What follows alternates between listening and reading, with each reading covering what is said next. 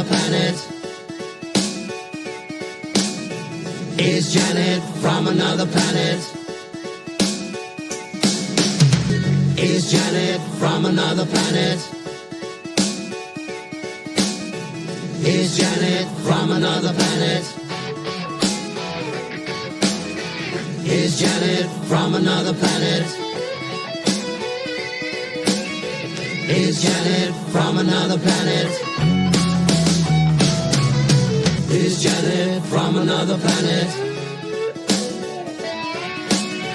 Is Janet from another planet? Is Janet from another planet? Is Janet from another planet?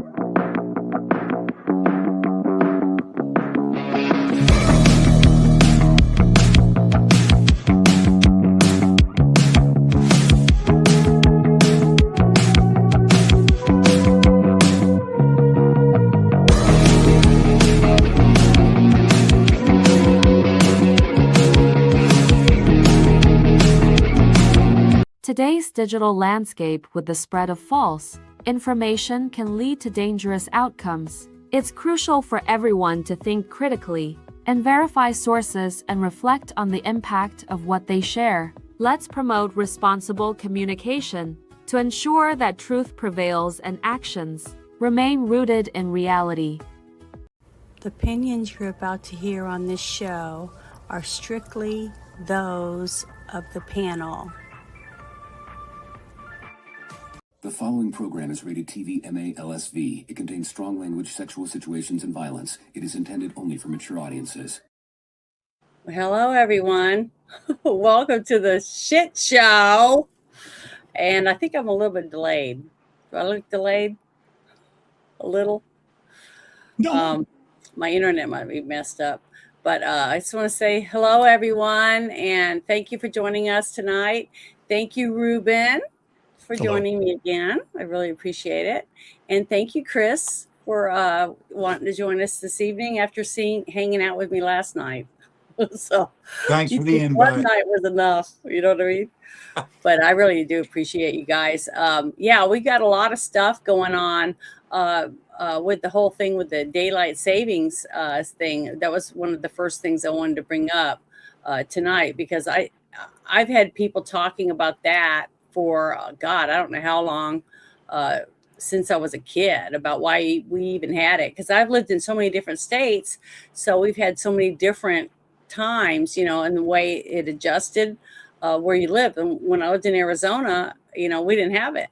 So it is possible to live without having to turn your phone, or your clocks backward or forward or whatever. So people have done it for, a long time without having to ever do that. So I don't see what the big deal is, but I do have I forgot to turn it on. Darn it. Hold on. Let me turn this on real quick. Start it. There's my poll. Do you want to make daylight saving time permanent? So there you go. I had that. I forgot about turning it on, but I have it on now. But I want to share this really quick. This whole little thing that I found. So let me get it. Sorry. Oh my goodness, I'm terrible. Okay, her name's Kelly. So it was on hers. There it is. There we go.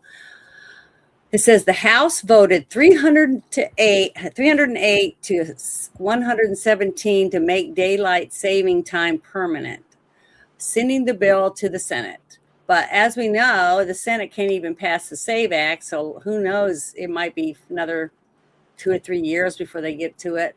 So that's why I wanted to have that poll, because a lot of people are talking about it. But a lot of people are ready to just say we don't need to waste our time doing it anymore.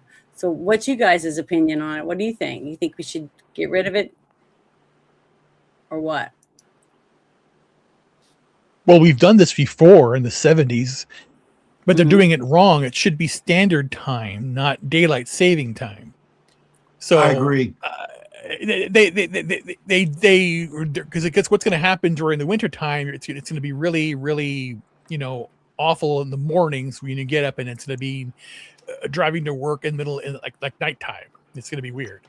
So again, it's damn if you don't. Leave it to the states to decide what they do with their own time, like Arizona and I think Hawaii does the same thing.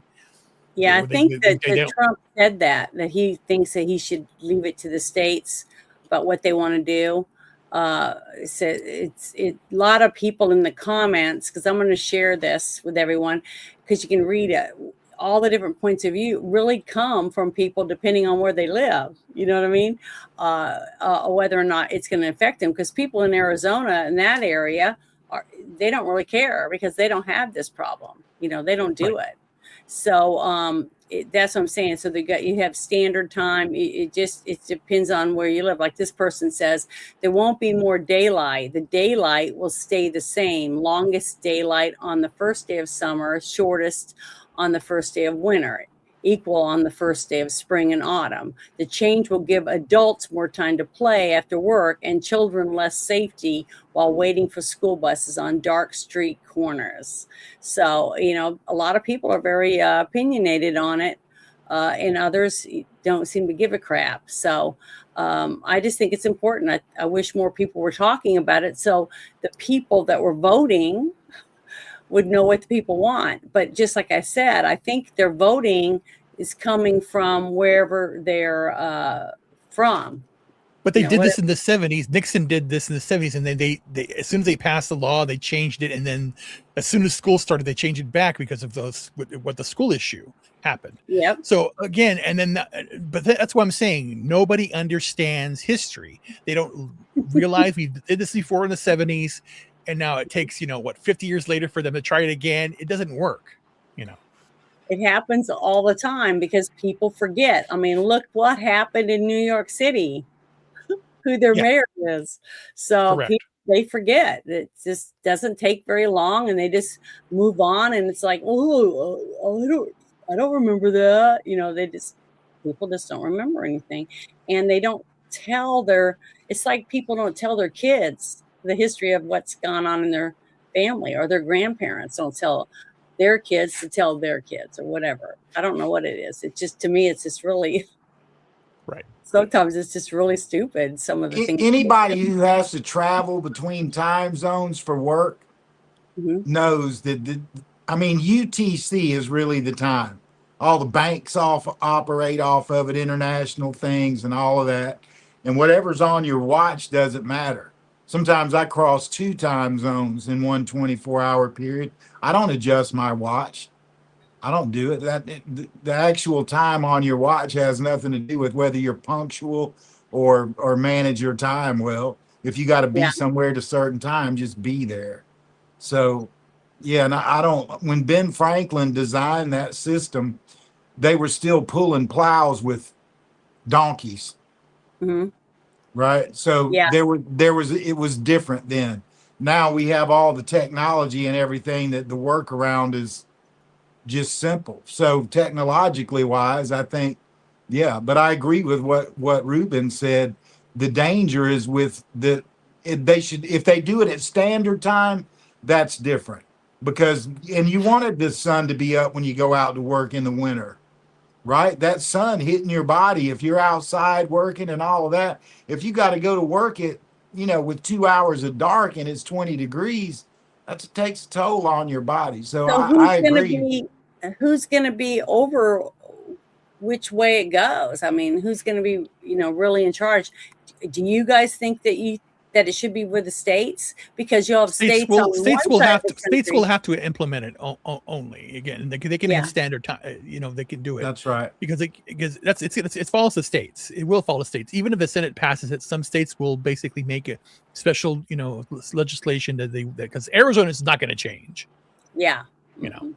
but also they don't need to, because depending on where you live, just like I said, whether it's going to be darker at the wrong time for them in that state. That's what I'm saying. It's a little bit different as you go across the country.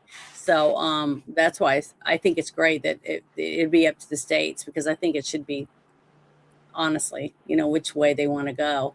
So hopefully they'll do that. That's the smarter, I think, point of view. So we'll see. What could happen is some of the northern states will adopt the time zone. They'll change. Like Chicago could go eastern. Mm-hmm. Just to adjust. What is it? Minnesota, Wisconsin, Chicago, Illinois to a certain extent, Michigan, New York, Maine could all move outside of where they are, because they have to, because it's just the way that the sun rotates. Oh, sorry, the way the tilt of the earth, the way it is, that's what happens. You get right now we just finished having the longest days just back in the middle of June 21st was the longest day.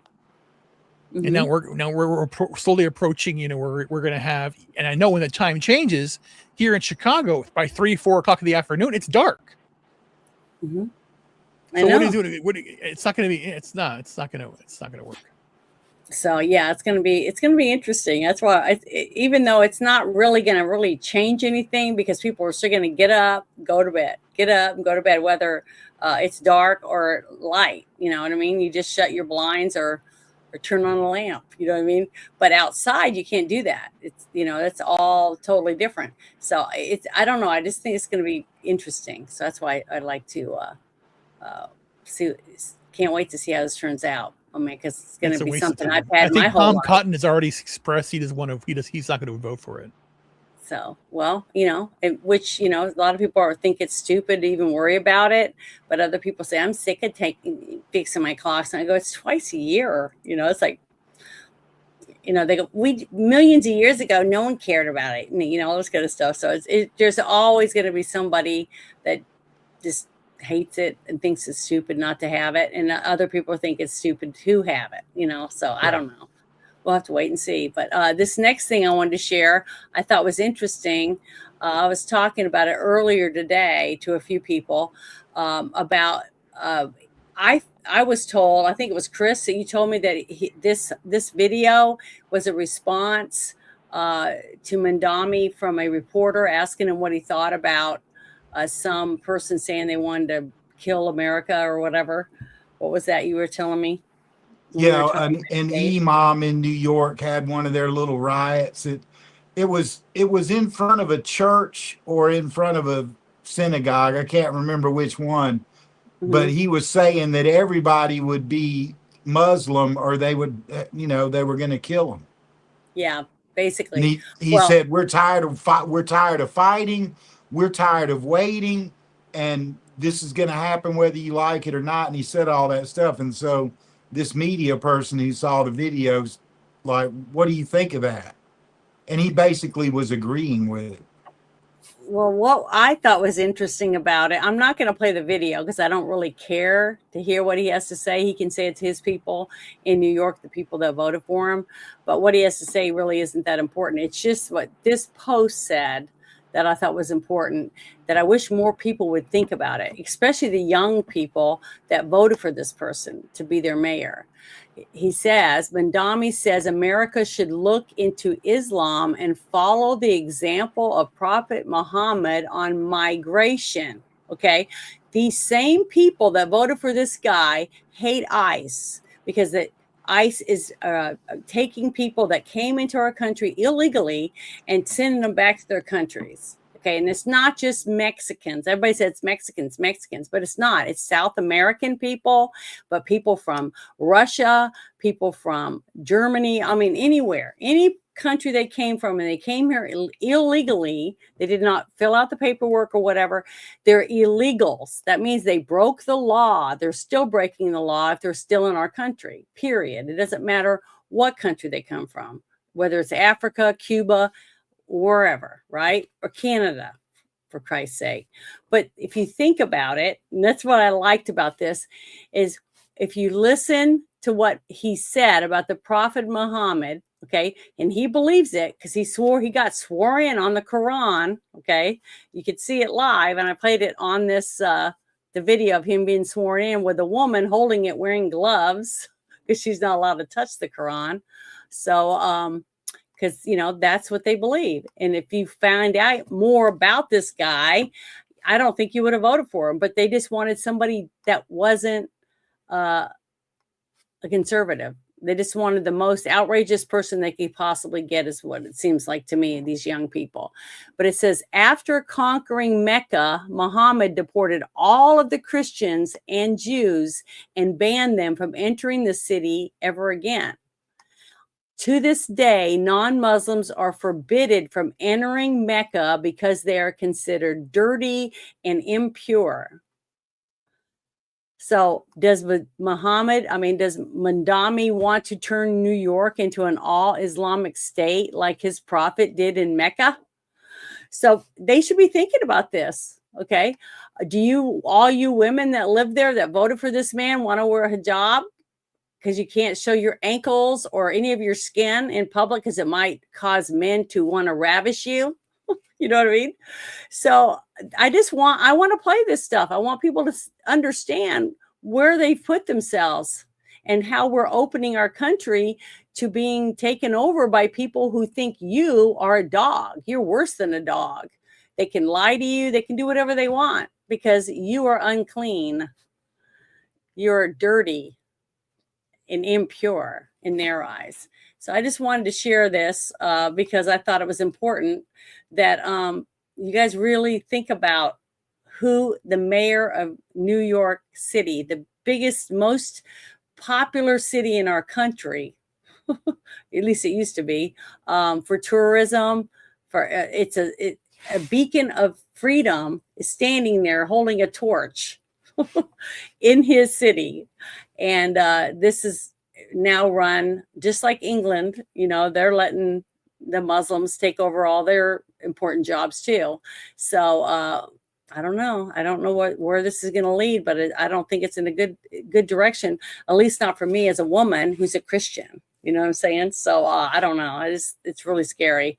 But I just wanted you guys to see this, and I'm going to share the link for this. Because there's some pretty good information down below in the comments for anyone who is interested, who wants to see this themselves. So I'm putting it on here real quick. But do you guys have anything you want to add to this interesting, this whole thing? It's very interesting, I think. Let me tell you, the only thing that's going through my head is the story of the old lady in her garden basket. And she goes out to her garden to pick vegetables and fruits and flowers one morning, and she sees a poisonous snake that's been stomped on, and it's barely alive. So she picks the snake up and she puts it in her basket, and she takes it home and she nourishes it. And after a while, she goes to feed the snake, and the snake strikes her on the neck. And as she's dying, she asked the snake, "Why did you do that to me?" And the snake replies, "You knew I was a poisonous snake when you put me in your basket, bitch." That's what we're dealing with right now. Now, I think the reality of it is they think they're the poisonous snake that's about to strike us, but there are far too many people just with that issue, just like the issue with the voting. We all knew that something went wrong. We all knew we had foreign influence. Everything they said about Trump was about foreign influence in our elections. There's nothing new about that at all. And we just have to approach this in a way that if you're not going to assimilate, you need to leave. And Theodore Roosevelt said that in 1904. I've got his entire statement that was put in a Dallas newspaper many years ago, maybe 2002 or something. But that's all I've got to say about it. Do you want to add anything, Ruben, before I go to the next subject? No, the only thing here is the fact that New York decided to vote for this idiot, and they have to reap what they sow. That's all I can say. Yeah. Right. Yeah. 100%. And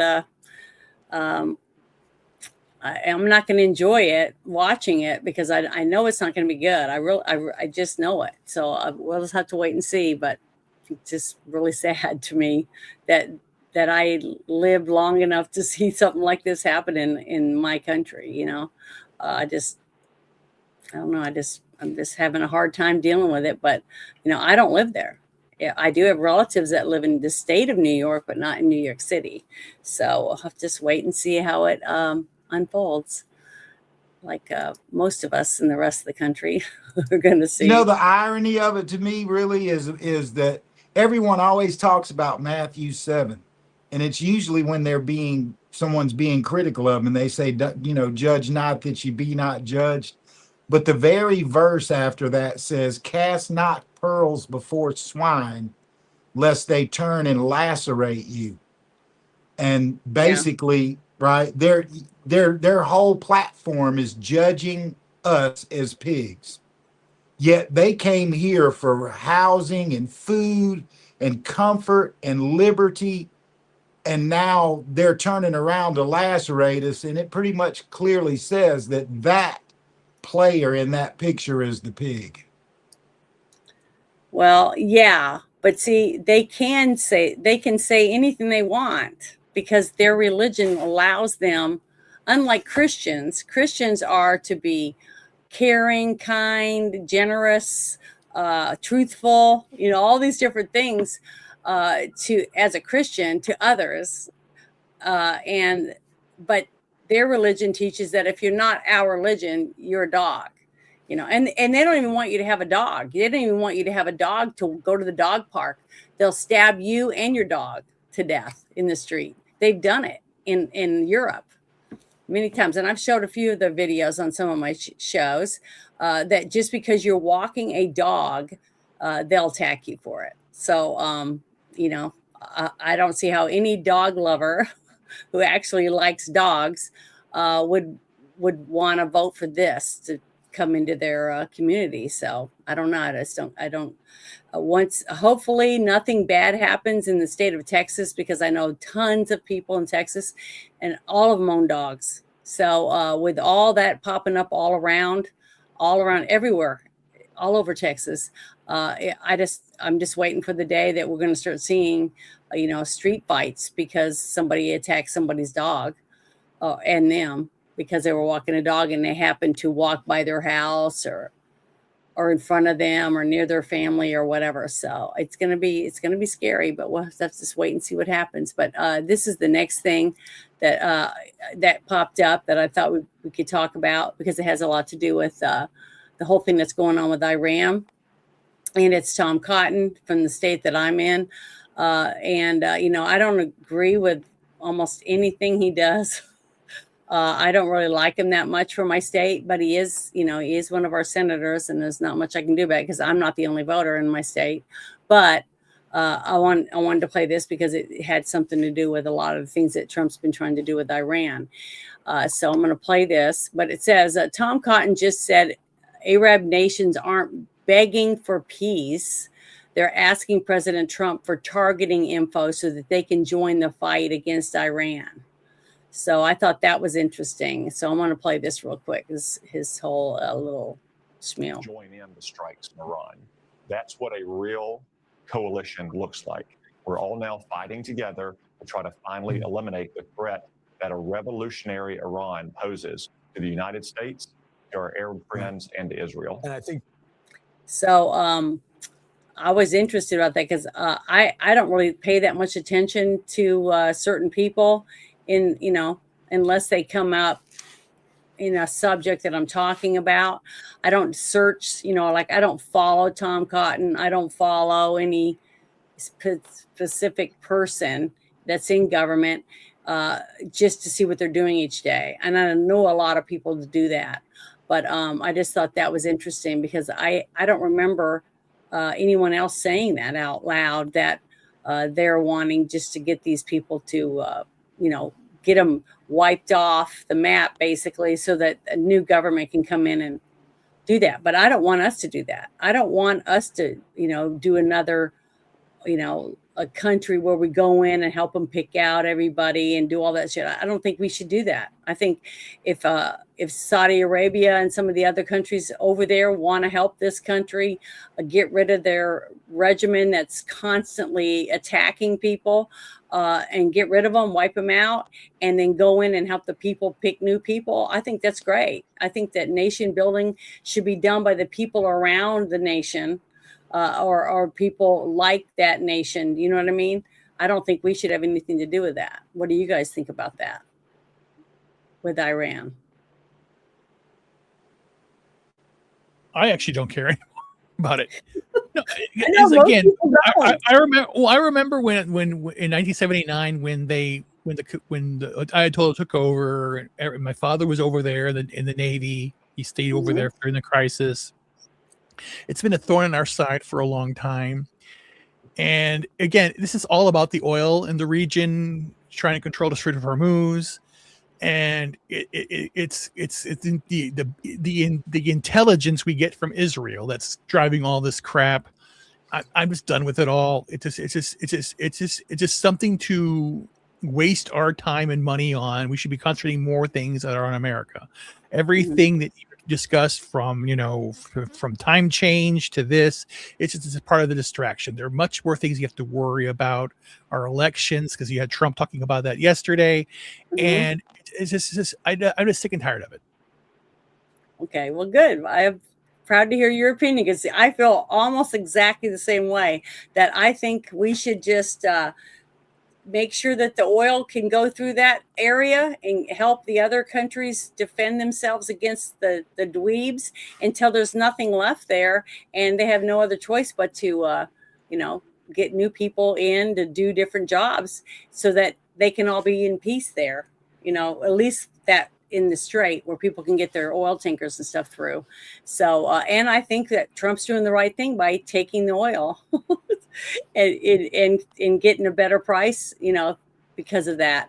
So we deserve it, because if we are going to be there and help these other countries be able to go through that with those billion-dollar ships, because I know it costs lots of money to build those ships that carry the oil, and we're keeping them from being blown apart by these radicals, then they should give us good deals on oil, because we're helping them.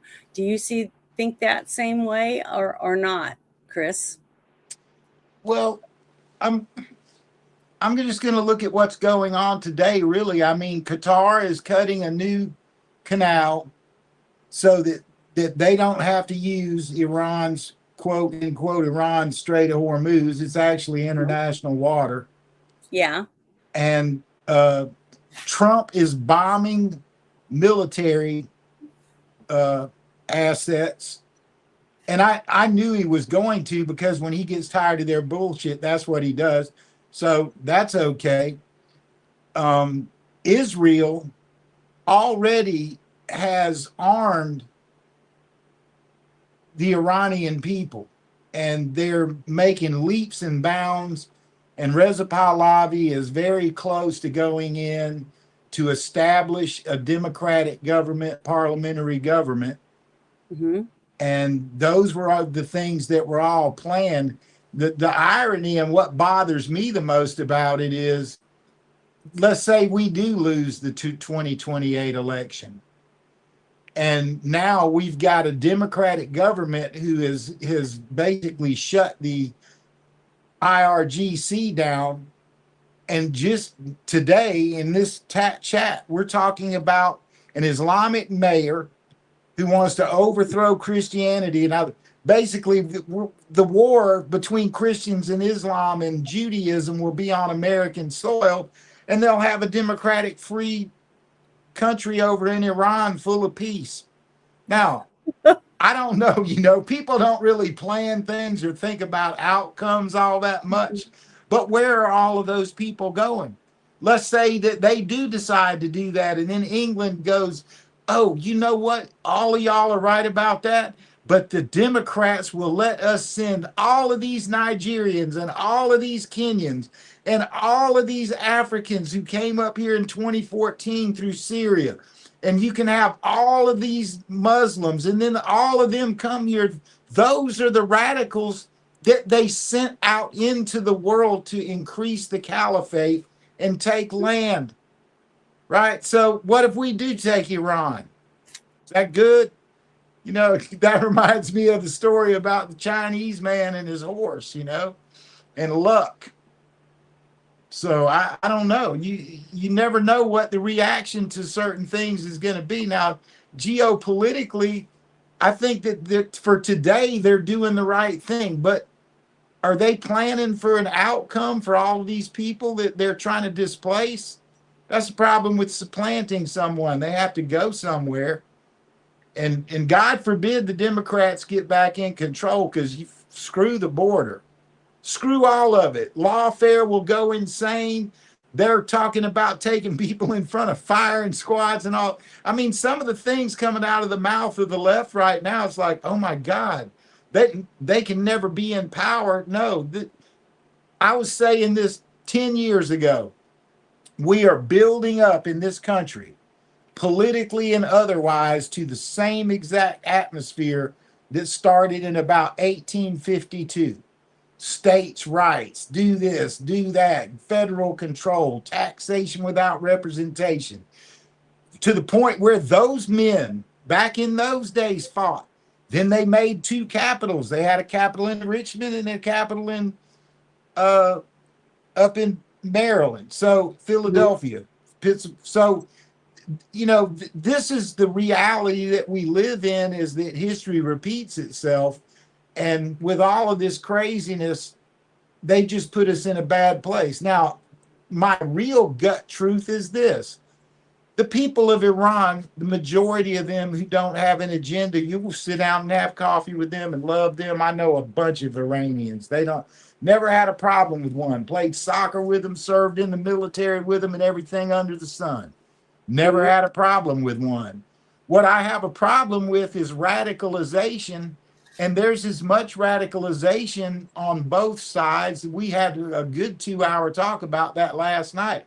And what President Trump did with his speech last night was to say, you know, if the voters in this country are the people who are supposed to get what they want, that's taxation with representation.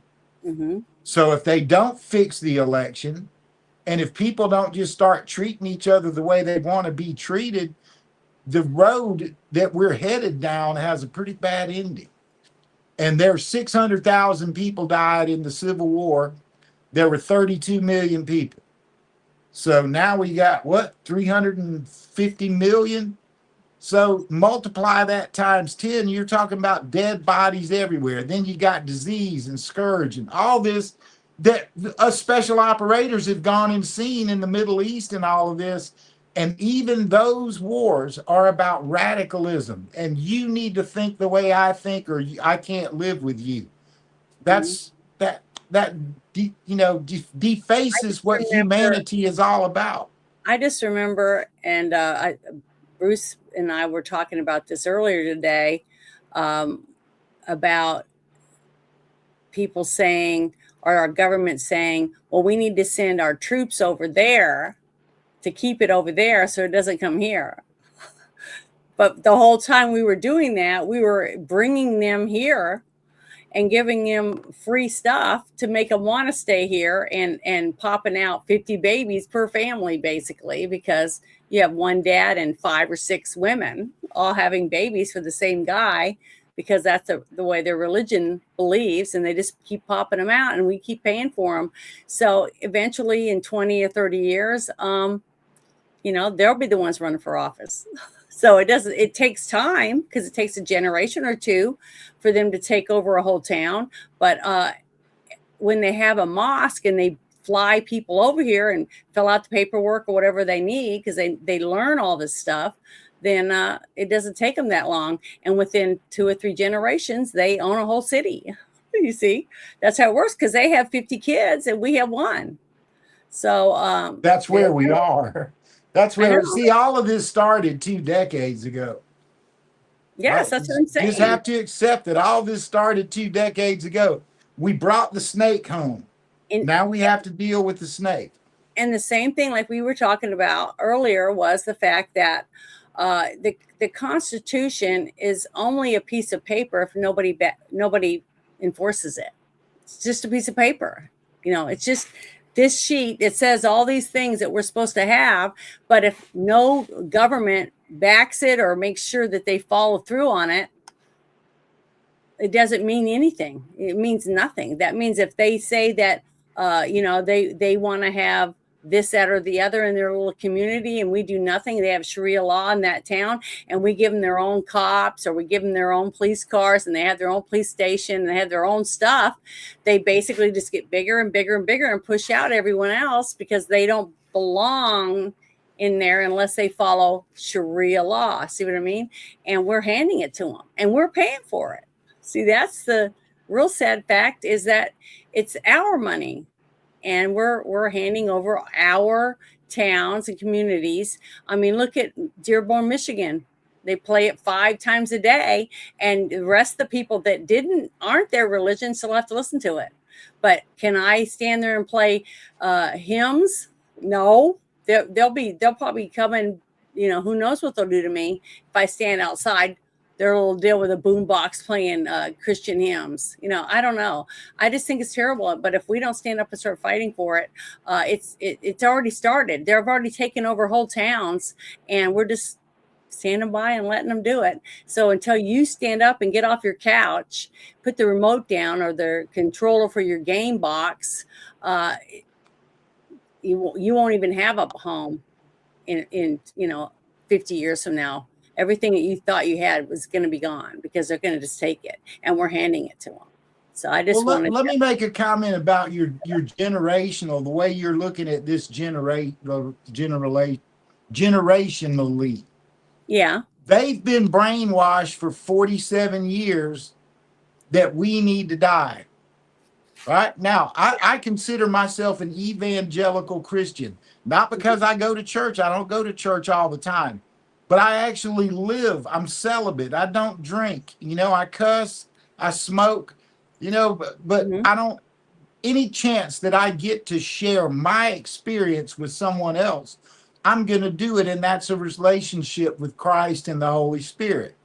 Now, if they had that mentality, right? Some of the people I talk to end up hating me. I put a mirror up in front of them they don't want to look at. Yeah. Right. And that's not a good way to make friends, No. So I've had to learn to not be abrasive with my sharing my own personal experience. If somebody doesn't want to hear it, don't tell them. Right now, that's not Islam. Doesn't think like that. It's going to hunt you down and then say, you either do this way or we're going to cut your head off. That's their rule in the Quran. Behead them. Well, let's say you're in Texas and they have that whole community that they built, okay, that is next to your community. And you have a dog that gets out from under your fence and goes in their community. Guess what? You probably won't see your dog again, because instead of calling the dog catcher, they're just going to get rid of it. Because they hate okay, dogs. But there are laws. Okay, it's a felony to kill a dog. It is also a crime not to have your dog on a leash. That's what I said. If it digs a hole under your fence and gets out, that doesn't. I'm just saying these are the newer things that we're going to have to start dealing with, simply because it's going to happen sooner or later. Because you're going to have 2 communities back to back, and one thinks anyone that is not in their realm isn't human, basically, So I'm just saying these people are going to have to get used to it because they invited them in. And I don't think we have the space on this planet anymore for ideological warfare, right? Genocides are based on ideological behavior. Right. And after you go around enough of those, or taking Red Cross food runs to countries where those things happen, it's inhumane. Right. We got to stop acting like animals. So there's got to be some sort of a collective consciousness that goes forward to allow people to have their personal relationship with their creator or whatever it is that helps them get through life. and do it in a way that we don't have to kill each other over it. Now, do I still think I want to share my experience? Yeah, I do, because it changed my life in a very special way. And but I don't have to tell somebody that doesn't want to hear it. If someone sees my life and says, "Oh my gosh, I respect what you have. How did you get it?" That's the answer they're going to get. And that should be the way it is. Just like when I'm at a bar hanging out with people after some, thing I've gone to with senators or whatever, and everybody's drinking and I'm drinking water or Sprite, or, people, "Man, you don't drink?" And I'm like, "No, I sure don't." They said, "Man, tell me about that." Man, they're going to get a mouthful of AA. Right? But I haven't had a drink in 30 years. And what that did for my life, I want to share that with other people. Right? If I've got something good in my life to share with someone that can make their life better, I want to do that. And if people don't want help, walk away. Right? It's that simple. There's so much of this, it is involved. But like we were talking about last night, you got to keep in mind, radicalism is in social media. Radicalism is in televised media. The common person that you see walking around, walk by him in the grocery store wearing a hijab or whatever, whatever they're of a Zeke, whatever.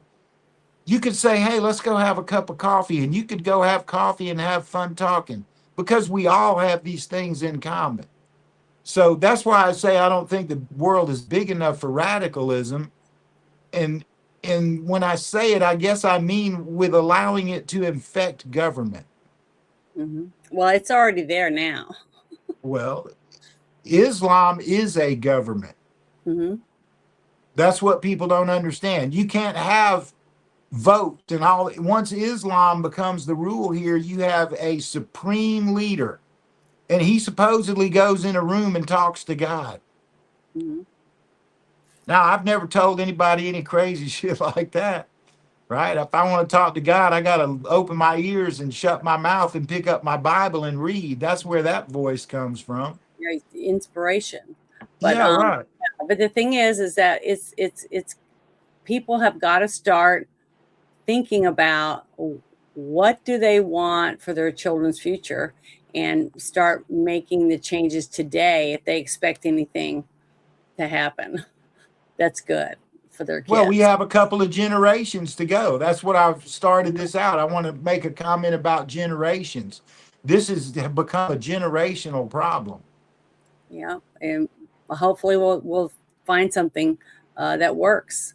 But work works. Yeah, talking about it doesn't change anything. Well, no, but you got to talk about it to get people to listen and get people to find out about it, because a lot of people don't even know it's happening because they haven't been paying attention.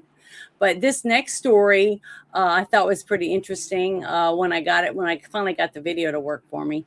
I wasn't able to hear it when I first found it, but I think this is interesting because this is in North Carolina, and I just don't know how we got to these things that are like this that are happening. I just don't see how it's possible. But it's happening. And if people don't do something about it, like this woman is trying to do, they're just going to keep getting bigger and worse.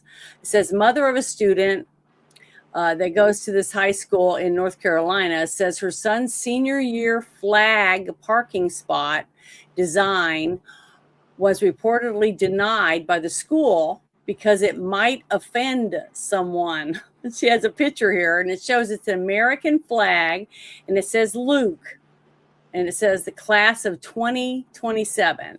This student is enlisting in the military, can't have an American flag parking spot at an American public school. So I'm going to play this because I just think this is pitiful. And the fact that we're even in this, that this is even a conversation we're talking about in America about our country's flag is pathetic. But here we go. Make sure it's turned up. Okay. Y'all, I truly think I'm the maddest I have ever been in my life. Like, I can feel my blood boiling. So we live in America. I live in North Carolina, which is an American state. I live in Union County, North Carolina. I pay taxes in Union County, North Carolina. And I just got a message. So they're doing the seniors can paint a parking spot. And we have to submit our design well in advance. It has to be approved before you can do it when they get ready to start school in August. Y'all, my son is going to be a senior. I'm so mad. I just want to cry. My son is going to be a senior this year at Marvin Ridge High School. He's enlisting in the military, so he's going to be fighting for our country. We put an American flag, submitted all. I will drop the submission that we sent in the comments. An American flag, and it just says Luke class of 27, and it got denied. And the reason that it got denied is because the American flag may offend somebody at our school. Are you kidding me right now? Are you kidding me? That our American flag may offend somebody at the school or a visitor to the school, so he can't put the American flag on his parking spot. Like, oh my gosh. Like, it makes me want to pull him out of school right now and just say, to heck with it, because that is BS. I'm so pissed and I don't know what to do about it. So I'm coming here on social media to just vent for a minute. So maybe it'll make me feel better. And I don't even know where to begin or who to begin contacting about being so mad about our American flag possibly offending somebody at my public school that's around the corner from me in my American county, in my American state. Like, oh, tell me what I should do because I'm so pissed off. Okay, so what did you guys think about that? Have you heard about this? And if this had happened, as someone you knew, what would you tell them they should do? Well, it's a First Amendment issue. It's freedom of speech, it's what they're doing here. But again, they can say it's school property, and that's why you can't do it. So it's just stupid. Flag's backwards anyway. It should be the other way around. But I don't know. It's just dumb. It's just basically it's a First Amendment thing. It's South Carolina, right? Mm-hmm. So North Carolina. Mm-hmm. Either way, that's wrong. It's wrong. They should ought to do that. There's nothing wrong with that. If the car's on there, then you won't see it, dummies. So I don't know. Yeah, but it's the thing same thing about a couple of times that we shared a couple videos during the shit show where that one little boy was wearing that flag shirt and it was on Cinco de Mayo and they made him turn his shirt inside out. So, in an American school where his parents are paying taxes, that type of shit. I love your hat. Very nice. But it's pathetic. After listening to that whole thing, and I watched somebody put up a comment, this kid is either in the ROTC or he's enlisted in the military. Yeah, he is. Okay, by those codes, he's not allowed to ever desecrate the flag. Now, I say that kind of loosely. He's not in the military yet. If a flag hits the ground, there's a process by which it burns. Mm-hmm. And to put one on the ground and then turn around and park a vehicle on it, I mean, it's almost kind of offensive to me when I think about it. It's like, wait a second, put the flag on the bumper, right? Let him wear a flag on his hat or do some respectful display of the flag, but to park a car on top of it? What if it's dripping oil and all that shit? I mean, there's several different sides of this argument. And that's what I was going to say earlier was the fact that she doesn't really know why someone might be offended by it. See, that's what I'm saying. People will judge something like this simply because they'll say it's an American flag, just like I was saying, and that they should have the right to do this and that or whatever with it. Wear it on their shirt, on their hat, or wear a pin, or even have a bumper sticker on there. But that's not what she's doing. They're talking about parking a car on it. If they have any ex-military on their staff, I guarantee you there were voices raised in the discussion. Well, that's true too. But the idea that the reason that she was told is it could be offensive to people. That's the whole idea of First Amendment. So I know where you're coming from. The flag's displayed in the wrong direction anyway. So And you're right. If basically it puts a car on it, he's like, but there's again, it goes back to the design was rejected because it's offensive. That's what she was told. It wasn't said that you're desecrating the flag or whatever. So anybody who would say, yeah, you're desecrating the flag by doing that, put it as a parking space, put it somewhere else, then it's fine. It falls under a First Amendment aspect.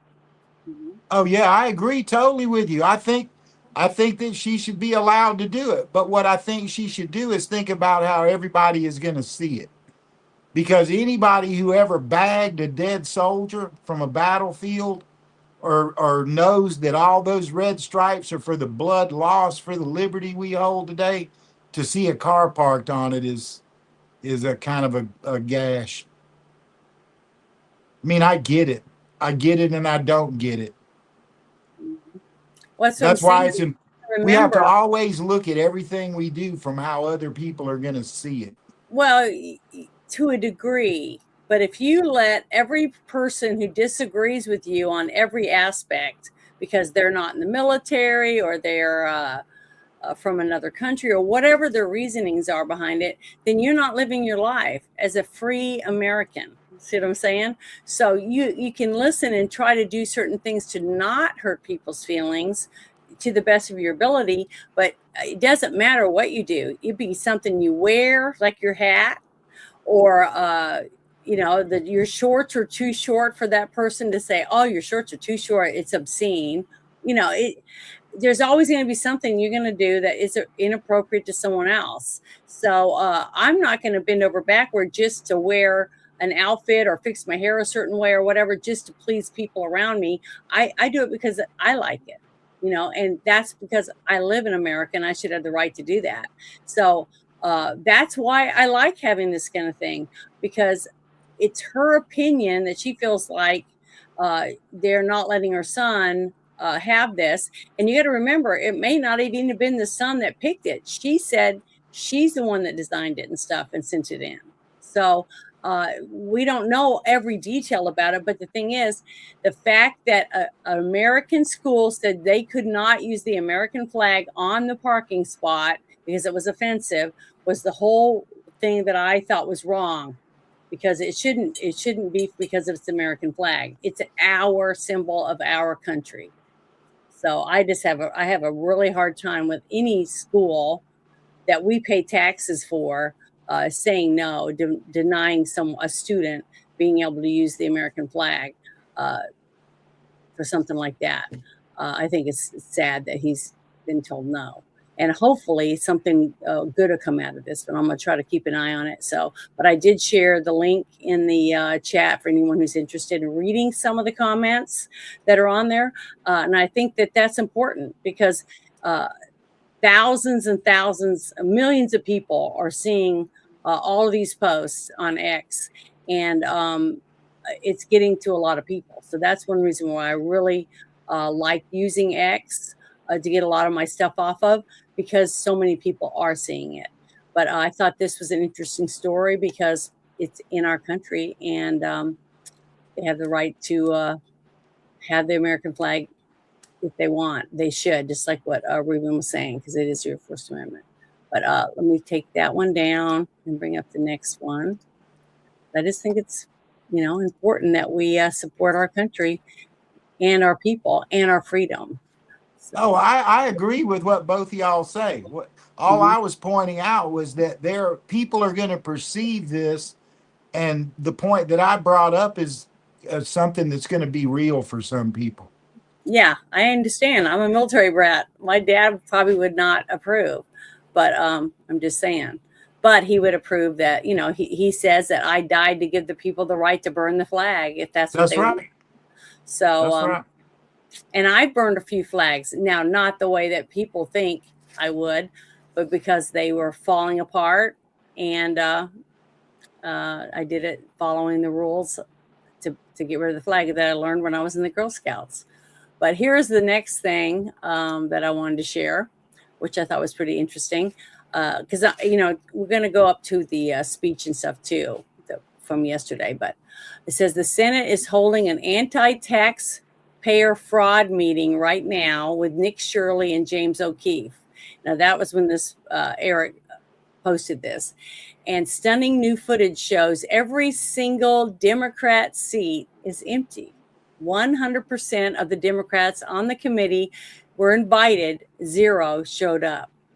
And this was about, it says, the party of fraud. They know about the fraud and are complicit. And the sad truth is that it shouldn't matter whether you're a Democrat or a Republican or an independent. You should all care about fraud, about people taking our tax dollars and spending it and wasting it when we have homeless people. We have veterans that don't have health care. We have tons of things that we could be spending this money on, and it shouldn't matter whether you're a Democrat or not. But to not show up just because you don't like the topic when you were put in office to do a job. See, but where's all the uproar? See, that's what I'm talking about. I hear people bitching about Epstein. Still, even today, I hear that constantly. But where's anybody griping about not one Democrat showed up for this? And it's about fraud, which means they're stealing your money also. So I'm going to play this for you. Here we go. About it right now. For one, you've got some testimony from the person I kind of call as a fraud busting hero. Nick Shirley is there. And you've got political activist James O'Keefe there. And a lot of Republicans in the room. And I think we have a shot of the empty seats all the way to the right. Yeah, right screen. And then off to the right of that, empty seats where Democrats would be sitting. I mean, how does this play out? Dems don't care about defrauding the American people? They don't want to know the truth about this. You look at what happened in Minnesota with Tim Walz. You look what's happened in California. You look at these areas that have just basically turned a blind eye and have let people move forward with fraud. During my portion of the questioning, we talked about the Fraud Accountability Act, which would make it a denaturalized. About it right now. For one, you've got some testimony from the person. So what do you guys think about that? I mean, shouldn't this be something that it shouldn't matter what party you're in, that you'd want to fight to stop the fraud? Correct. In our country, period. So why aren't more people calling this out? I mean, because again, it's Punch and Judy. We remember, Democratic, Republican. There's no difference. It's a uniparty. It's basically it's a dog and pony show. Bread and circuses. They don't care about the fraud because they're fraud on both sides. And again, I hate it. I hate it when you say rhinos. I hate it when you say that there are. Again, well, I'm a conservative. Okay, so am I. Well, I know you are too. We both are. But the only way I can separate, because people say the Republicans. Well, I don't. When I say rhinos, I mean they're in name only. They're not conservative. But it's all uniparty. It's all the same. It's all fraud. We have to change everything right now. They're not going to change. They're not going to do anything. Like I said, we've been talking about this. It's a shit show. We've been talking about daylight savings time, talking about this and that, and they're not doing anything. It's just a big show. They're going to have these hearings. They go on and they talk about nothing. It's a sad state. So essentially, what happens is that, again, people have to understand the Mandani effect is going to go on if we do not win in the midterms here. They want to stack the court. They want to do things. You see what's going on in Maine right now. No one's talking about it. They weren't showing Trump talking about the fraud that's going on. It's a fraud on all sides. It's not just Democrats doing it. It's not China just doing it. Everyone's doing it. It's all fraud. That's why I said it shouldn't matter who you work for or what side you say you're on. I know, but they're not going to do anything. They don't want to stop the fraud. Care. Period. Yeah, they don't care about it. That's upsetting to me. Yeah, I know. But what do you think about it, Chris? Do you have anything you want to add? I'll just say, I mean, yeah, fraud. Okay, my last hearing, June 2nd, I think it was. In Senator Johnson's cancer uptick that has been proven to be related to the vaccine. Richard Blumenthal came in there, and not one other Democrat came in, and Blumenthal got up and left. Right now, we've got the doctors from all over the world and leading American doctors on a panel who did the research to come up with this proof that mRNA vaccines cause cancer, and not one Democrat showed up. And I'll say, I'll add to with my position on the Presidential Intelligence Advisory Board, I promise you the senators on there, they ain't not doing nothing. Rand Paul is one of them, right? We're going after COVID. We're going after the election fraud. We're going after the Medicare and Medicaid fraud, all of it. That's what the whole Doji thing was, to uncover that money. It didn't all get declassified. That people would have had a revolution if they knew what was really going on. I'll agree with that Ruben said, that absolutely it's a shit show. It's the everyday shit show, right? Not the Friday night shit show. It's the everyday shit show. Yep, but there are people now fighting, willing to fight for us.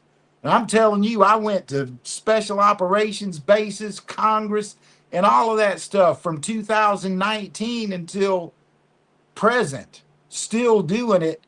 And just now we have a handful of people willing to fight for us that have ethical conviction and care for humanity.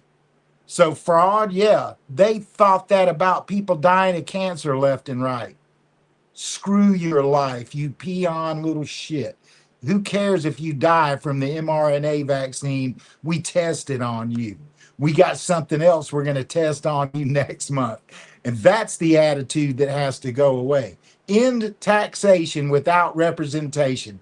The Washington, D.C. tag for automobiles, that every car has to have one on the front and the back to even go in that place, says end taxation without representation on it. Every one of them does.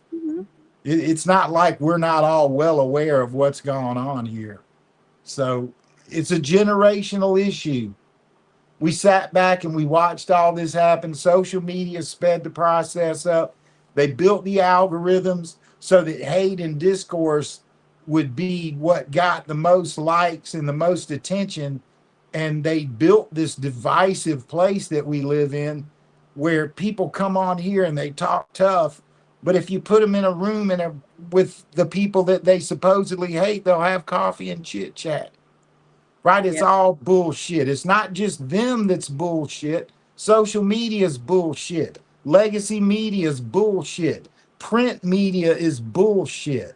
It's all meant bullshit. to confuse. It's meant to distract. Yeah, that's right. It's a distraction. All of it. And the one thing that you're not haven't brought up, I saw a few days ago, is like the one Democrat who's talking sense now, who wasn't talking sense when he was running for office, was John Fetterman. Yes. So because he sees the hypocrisy. So yeah, I'm proud of John Fetterman. When he had his stroke, when Fetterman had his stroke, the way the Democrats did him, and his wife was running his campaign, and all I could think about was Justice Ginsburg and Senator Feinstein. And then about the time he woke up and started to become more moderate, next thing you know, the President Carter's nurse signed his vote for the 2024 election for Kamala Harris, of all things, right? And the whole Joe Biden scandal, where he was in a basement and somehow got more votes than Barack Obama did.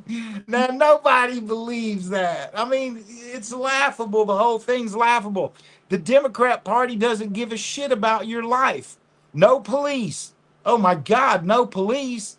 The things that they have done have cost millions and millions of lives. We're talking 1938 to 1945 Germany lives here.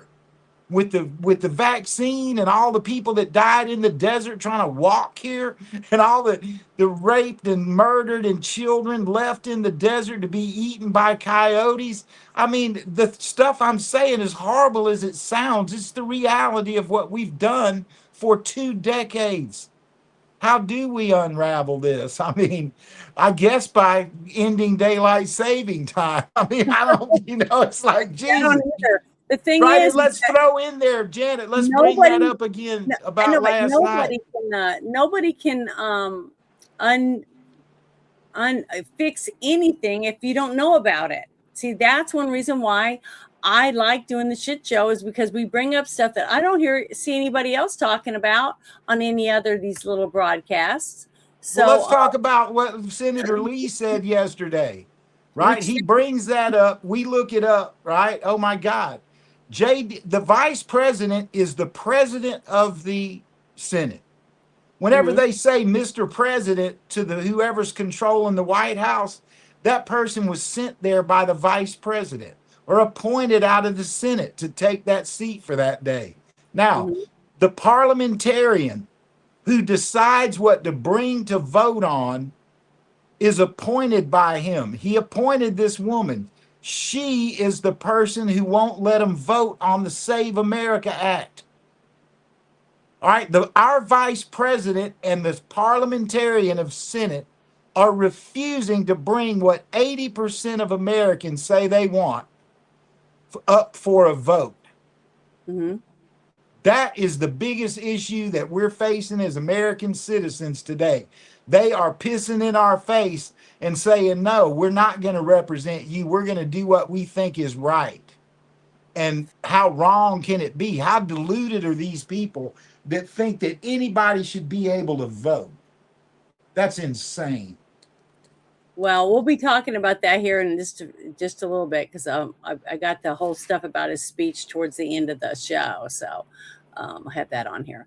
But this right here, I think, is important, because more and more of these little videos like this experience this young woman's going to be talking about with the whole AI stuff. This is all AI that's coming in, that's been slowly evolving over, the last few years, more and more, where it's more prominent. But I wanted to share this because, to me, this was like an eye opener for some people. Not so much for someone like me because of where I live, but for those of you that live in cities, bigger cities, you're already, the flock cameras and all that kind of stuff. It's all the stuff that's starting to happen. We're seeing more and more of it. I wanted to share this video with her because this girl is so upset that she's walking the whole time that she's speaking because she is pissed off. So I want to share this with you guys. So here we go. Make sure it's turned up. Something happened in downtown Detroit yesterday that I can't stop thinking about, and that frankly is making me sick to my stomach, and also makes me want to smash up the phone that I'm holding right now and get a landline and tell all my friends, you're just gonna have to call me like we're in the 1950s, because what do you mean? What do you mean? I will be walking around my house while I'm telling the story. If you get motion sickness, close your eyes, because I'm not stopping. Anyway, we were in downtown Detroit yesterday, going around to different boutiques and stuff. And there, if you didn't know, there are several like women-owned boutiques in the Fisher building that are really cool. So we go there, and there is a parking garage right next to the Fisher building that you can park in. Something you need to know about my friend Gina is that she will not pay for parking because it's a hassle. I don't really know the why, but she always will say, well, they can give me a parking ticket and I'll pay that. And that's fine. That's her prerogative. I don't care, because I'm not driving and it's not my problem. It's not my business. So so when you go on to the parking garage at the Fisher building, there's a QR code on the wall. Mind you, I've been to the Fisher building, to these boutiques, several times. The last time I went was in March of 2025. This is relevant. Stay with me. So we go into the building. She doesn't do the QR code, whatever. I honestly didn't even think about it at that time, but we're in there for 36 minutes. And you might be like, wow, that's a really specific number, Katie. How do you know that? I know that because as we were driving, literally as soon as we drove out of, literally as the car was passing out of the garage, I get a text. I got a text on my phone that says, thank you for parking with us. We've charged your card. What card? What card? There's a link to a receipt. I click it. It has identified that my phone was in the parking garage. It has then linked me to a vehicle that I have nothing to do with, have never been there in ever in my life. Has the make, model, and license plate number of her car that I have nothing to do with. It's not my car. I was not driving it. And it said, well, she didn't pay. You're going to pay. And just charge my card. A card, by the way, that they never disclosed to me that they were keeping on file the last time I was paying. Excuse me? And I don't care. I don't care that I paid for parking. I will pay for parking.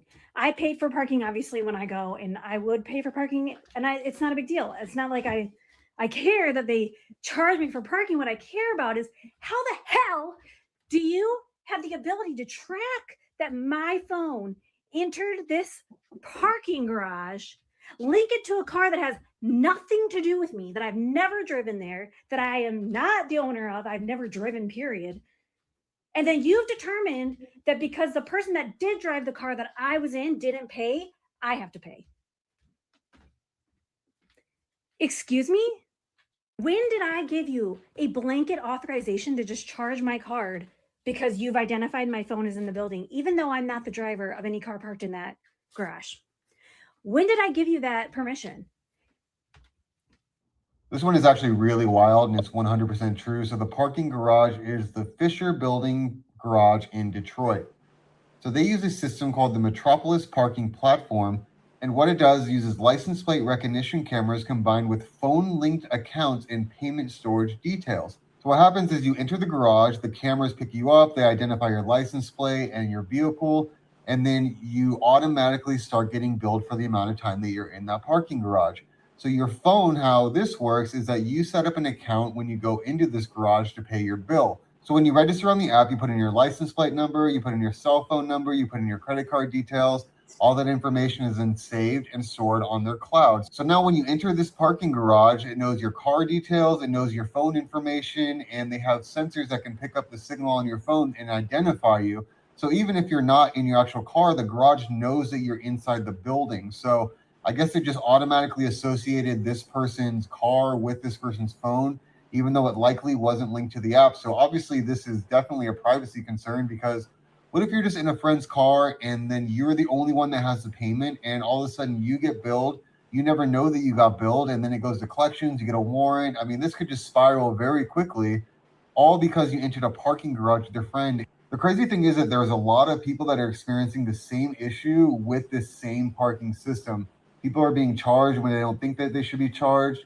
People are being charged just because license plates are similar. So you go into one of these parking garages that uses this system, and then somebody else goes in with a similar license plate.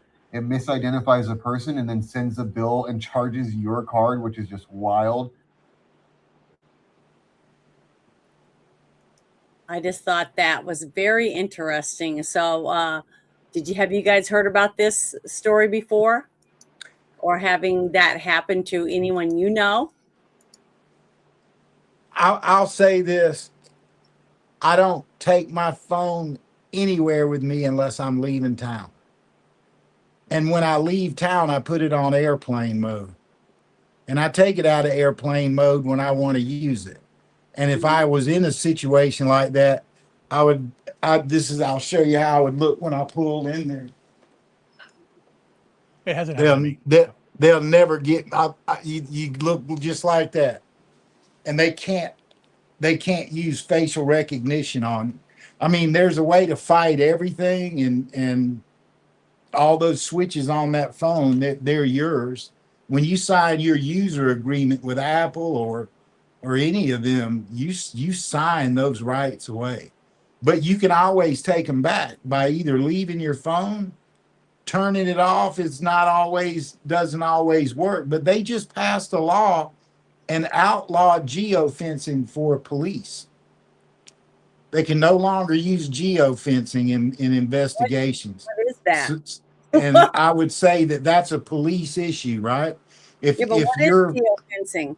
What is it? I don't know what that is. Like your phone, I can take your phone because of what I do for a living, and I can tell you everywhere you went. I could tell you where you walked around in your house. I can print a map up and it will show me where you walked in your house. You don't even have to be using it. You don't have to be using it. If I'm just carrying it in my bra or something, you can tell where I went because I had my phone in my bra. That's right. Okay, but if I left my phone in the one room, would you be able to still know what rooms I'm in? Yeah, because the 5G signal monitors the reflection of the radar inside the house. And AI keeps all that. That's a big thing they're talking about right now. It's scary right now, right? That's why I quit carrying my phone. I've got multiple phones. I've got a satellite phone just for business. If you live where I live and you drive around, half the time I have no service. So they wouldn't be able to say, they could say, well, she stopped here. And then all of a sudden, 17 miles away, she appears again, stuff like that. Because I've been on the phone with many people and it goes, and then it's just not there anymore. Well, if I'm driving the car, I'm going to pay the stupid parking thing. Yeah. Right. Well, yeah. I can understand that, but you could tell by the woman's attire and her hair and everything that this isn't someone who's used to having issues with any problems with anything, right? Because she was expecting, Big Johnny to take care of everything, or you know what I mean? But all of a sudden, it actually happens to her because she's wearing a rainbow bright shirt and. I could just tell if I was to be sitting and talking to her that she leans the opposite of me, which is fine. But a lot of these people are starting to wake up when they're realizing it's affecting them now. See, what they thought was, all hunky dory because it didn't affect them, but it was happening to other people. They were like, oh, well, it's not my problem. I hear that all the time. And now that it's starting to be their problem, somebody made a comment because they saw these people and they had taken their hands and glued them to the cement in the road, right? And they were there and they had to come and cut big holes out and try to get all this solvent and stuff to take the stuff off their hand. I would have just said I would have cut the big holes and then took them to the cell. Left them in there with this giant pieces of cement stuck to their hands. They're the ones that glued themselves there. Why should I have to pay for it? See? Stuff like that. We could start handling it a lot differently for these people that make these dumb mistakes or dumb choices for themselves. It shouldn't drag the rest of us in on it. But you should start thinking about it. Do you want to, if you don't have your phone on you, when you go to these places, they can't track you. That's true. So just like you said, leave it in a Faraday bag or whatever. Just don't have it on you. Don't turn it on until you leave. Once you're owning a cell phone is a security threat. Mm-hmm. I'll tell you where I bitched and raised hell about this was with the tolls, with the highway tolls, because I had to rent. I was helping somebody move from Long Island down to Space Coast last year about this time, and they don't rent U-Hauls on Long Island. So I pick up a trailer and I go, and I've got a little thing on my car and it automatically pays and all that shit the way it does, right? And a couple of weeks later, I get a bill from Long Island saying $80. And it was because I was pulling the trailer, and it tagged the trailer and sent the bill to U-Haul. Yeah. For $88. Yeah. For helping somebody move. Right. Mm-hmm. And, I'm glad that pissed me off. Same sort of thing. Wasn't my trailer, wasn't my tag, wasn't any of that. Here I get a bill for $88 or whatever it was. So did you give it to the person you moved? No, I just paid U-Haul. It was I was somebody that I was helping. Well, I haven't driven through any tolls or anything like that yet in my vehicle, so I have never had a ticket. I've never gotten a ticket ever, as I don't speed. I wear my seatbelt. I try to follow the laws, knock on wood, because I might end up getting one now. But I'm just saying, I do the best I can, but I have never gone through a toll. The only tolls I've ever been through are the ones where you put coins in it, when you drive by, whatever. I've never been through any of the ones that have the sun pass and stuff. I've been in cars with other people in Florida that have different things like that, but I've never. Well, I told you about my magistrate case. I didn't really give you any details. but I had to be on chemotherapy and I had to have knee surgery at the same time. So the VA gets me this nurse that she's like comes to my house and helps me take care of, stuff because couldn't walk. So I get a guy brings a subpoena to my door May 16th, 6 weeks ago, 8 weeks ago, whatever it was. And I'm like, what in the hell is this? I said, I don't have any debts, man. I own my house, my cars, everything. I got my deeds, titles. I don't have all that kind of shit. What is this? So of course I look into it. This nurse stole my information. She went and bought $2,600 worth of diamond rings and literally took them from the jeweler to a pawn shop. Mm-hmm. And now I'm the one that's got to pay it. Well, that happened to me. My mother had cancer. This was like 7 years ago, and I was taking her from Arkansas to Texas to the Cancer Institute or whatever. I think that was the name of the hospital, and I was staying with her while she was doing the chemo and different things, and also in New Orleans when she'd come down there and was doing some chemo. But I went to the cafeteria. And I used my credit card because I didn't want to use my debit. I used my credit card. And that night, I got an alert saying that my card was used online to buy porn and a whole bunch of other stuff. And the person who swiped my card apparently stole my numbers off of it. And so this really sad was that hurt my feelings because I said, I'm at a cancer hospital. I'm taking my mother for a treatment and they steal from me. It's like, how pathetic of a person are you to steal from cancer victims' families? I mean, it was just heartbreaking to me. And I told the hospital the next day when I went, and I pointed to the two people that were working and the one person that cashed me out. I said, these are the people that were working, and this is my bank information. You can contact this number because they're the ones that notified me.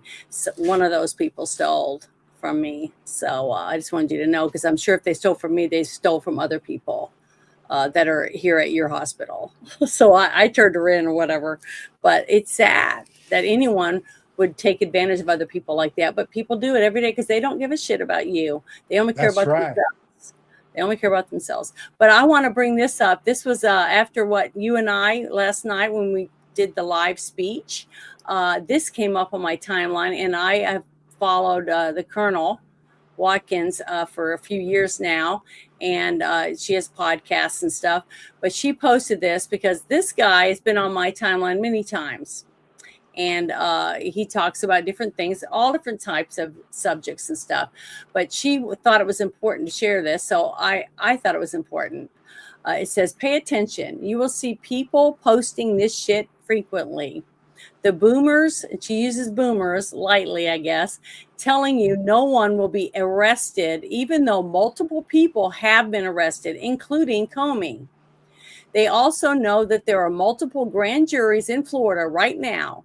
You can't go out and start arresting people without an indictment from a judge or a grand jury. You also can't start arresting people when all of the basis for the arrest was classified.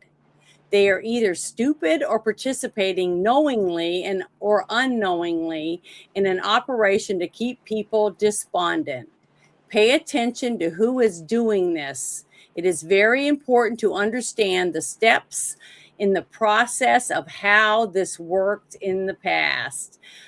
It's truth. If you don't have all the evidence that you can use in court, like what we're seeing right now, or just unfolded with the Tyler Robinson stuff, you have all these people saying how they didn't have the right bullets and they don't have this and the trajectory was wrong, blah, blah, blah. That it wasn't him, it was someone else. It was his lover. They got all these different points of view, but none of them took that information apparently to the defense that's getting paid $8 million to defend the Tyler Robinson, to the court to save him, since they believe that he's being a patsy, right? but they spout all this stuff and they get tons of clicks and make lots of money from it, but yet they don't care whether he really is crucified or not. If they really believe what they were saying, why aren't they given all this evidence that they supposedly have to save him? But they're not, okay, because they don't have real proof evidence that can be used in a court of law. Just like if you were in court or I was in court and I needed a jury of my peers, I would have to have evidence against me that a jury can see and that can work in court. Well, that's what she's trying to say. Don't listen to these ding-dongs that don't know what they're talking about. I told everybody before Comey was arrested that I felt he'd be the first person that would be brought in because he was going to spill the beans on other people. That's what I was saying. But I said, if you arrest him too soon, he's going to get a corrupt judge and it's just going to get thrown out. And I said the same thing with Hillary Clinton, the same thing with any of these people that we want to see arrested. So we have to follow the letter of the law if we expect these people to be prosecuted. Everyone was telling me during the whole P. Diddy thing, oh, nothing's going to happen. He won't get this. Nothing will happen. But look at him. He's in prison. Okay. Yeah.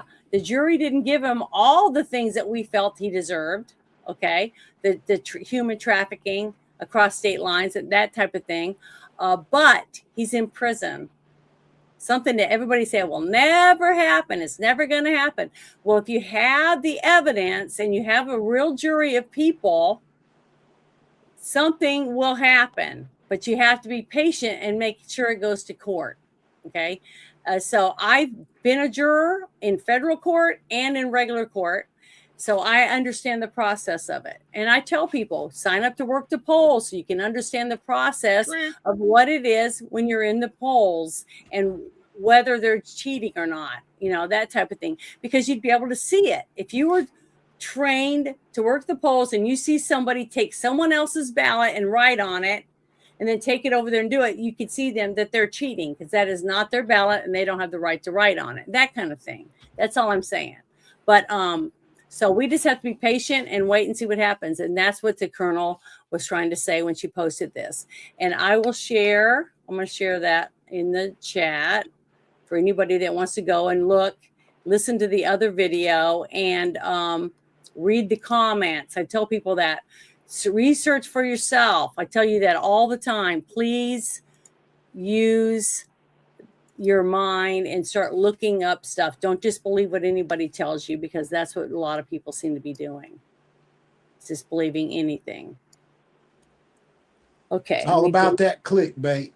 Yeah, apparently, but I don't get paid to do this. So I pay basically $25 a month just to have this service so I can air this stuff. And if you don't want to hear me, you don't have to. Just go to the next person that's got a show on. That's fine. I have no problem with that. So let me shut that off and then go to the next thing that I had pulled up real quick. Let's see. It's by the Wall Street Ape. Oh, there he is. Okay. All right. Here's another story that came across my timeline that I thought was interesting. It says the former CIA officer Gary Bernstein confirms that exactly what Donald Trump revealed during his address to the nation on election fraud. Donald Trump said they found Venezuela can alter the vote totals of our electronic voting machines and rig our elections. Remember, Ruben, you and I, when we were talking when they went in and took Maduro out, and we were talking about all that, and we were speculating on why they took him. And I said, it's probably because they wanted him because he had all the evidence, a bunch of the evidence. There's something even more recent. Remember Mike Lindell and the Dominion voting, which is the lawsuit they no longer pursued it. Yeah. So they knew the jig was up, and Mike Lindell is running for Minnesota governor. Yep. So hopefully it's all tied in, Yeah, it's all tied in. I think so too. And that's why I think that Maduro's wife was also taken, because they knew if they left her, the people he was in bed with to help do all this cheating everywhere, helping people, that she would probably be kidnapped and murdered, or or something. So they took her also. So I think that we got a lot of good stuff. But I've been hearing from other people saying that in their states, and they're playing different stuff from different states about what their states are already talking about, and what the changes they're going to be making, and certain people that are going to be probably being arrested in their states. So there was a few of them talking in Spaces this morning, and I was trying to listen, but my service wasn't very good this morning for some reason. My internet was going in and out, and I have to use a booster to have cell service where I live. So it's really it's a pain in the ass. But like my computer that I'm sitting at, that's why I like to use it as much as I can, because I have my internet plugged directly into my computer, because the Bluetooth and stuff like that just doesn't work very well. But I'm going to play this video real quick. So hold on for a second. This is what he was talking about. Hundreds of millions of U.S. voter files are in the hands of foreign governments. Our machines and ballot counting systems are exposed to hacking and manipulation and corruption. In Trump's speech, he's saying specifically that Venezuela has the ability to rig our elections and our electronic voting machines. This is highlighted directly from the report. CIA report confirms the Venezuelan plot to digitally rig elections in 2020 by altering vote totals undetectably. And this was exactly exposed by Laura Logan. She did a full interview with a former CIA officer, and he went over all of this. Well, the important thing to understand here is that Smartmatic has its office in Caracas, and it's co-located with the Consejo National Electoral, the National Electoral Commission. And there's 150 Smartmatic engineers and 150 CNE engineers side by side. They have two missions. Number one, steal elections. Number two, defeat audit. Study audit. How do different states and different localities conduct audit so that when they're audited, you defeat audit? An example, when people put absentee ballots on a scanner, it'll take a picture and take a picture and take a picture. And then when it's about to save them, it gets ready to take a picture of almost 100 together. But what it does is they erase that picture, send in another picture, because all these machines are connected to the internet. They're all hooked up. They're not supposed to be. A new picture comes in, 100 votes or 90% for the person that they want. Mm-hmm. But when you do the audit, you're not allowed to look in the box. You have to look at the screens. They've changed the rules around the country in the different states that make it almost impossible to show that they cheated because of, and what they do also is they'll make proprietary the source code. You can't examine that. You can't look at different types of technologies proprietary, because that's where they're cheating. And they blocked those individuals very cleverly. One of the things that we learned is there's 14 different technical ways that you can steal an election. And they're operating off different parts of the machinery, but they can use number 1 and number 3, number 6 and number 7. They can use combinations, and they never use the same combinations in adjacent districts. So that you can't find patterns. They prepare an election a year in advance. They have the poll books. They have hundreds of people. They have statisticians. They have comms engineers, software engineers. This was the science of engineer theft and a multi-billion-dollar business globally. And that's what you document in this book, is how they have, it started. So this is from a former CIA officer. He is telling us that our voting machines are rigged in every single district. Amazing. So what did you guys think about that? Had you seen that yet? And now, see, I love Laura Logan. Way back when I first started on Drew Taylor's channel, Drew was, I was so proud of him. He wore a suit and everything. It was a great show. It was like 3.5 hours long, and Laura came on, and we all had tons of questions for her, and she was so much of a lady. She was courteous. She was kind. She listened. She tried to answer every question that every single person asked. Did you watch that live, Ruben? I remember, yes. Okay, she was wonderful, and I've watched her ever since. I love her shows. I listen to what she says.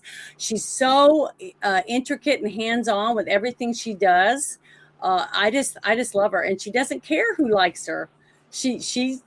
I really believe in her because I feel like she does everything she has to get to the bottom of as much as she can, and she tries to share it with people, and she gets lots and lots of hate because of it. And I really do respect this woman, and I think that she does everything to try to get as much factual information out as she can. And we need more people like that in journalism. That's all I wanted to air. I want to talk about that. But the thing is that I really believe that now that all of this stuff has been declassified finally, and the stuff that he found in burn bags, or they found in burn bags that were supposed to have been destroyed, but for some reason was set somewhere else and got forgotten, thank goodness. So we got a lot of this. But he said there was 18 states that they sent all this information to, for each of the states that they found all the documentation to prove that their state was compromised, and who compromised them, where the information went, whose information was taken.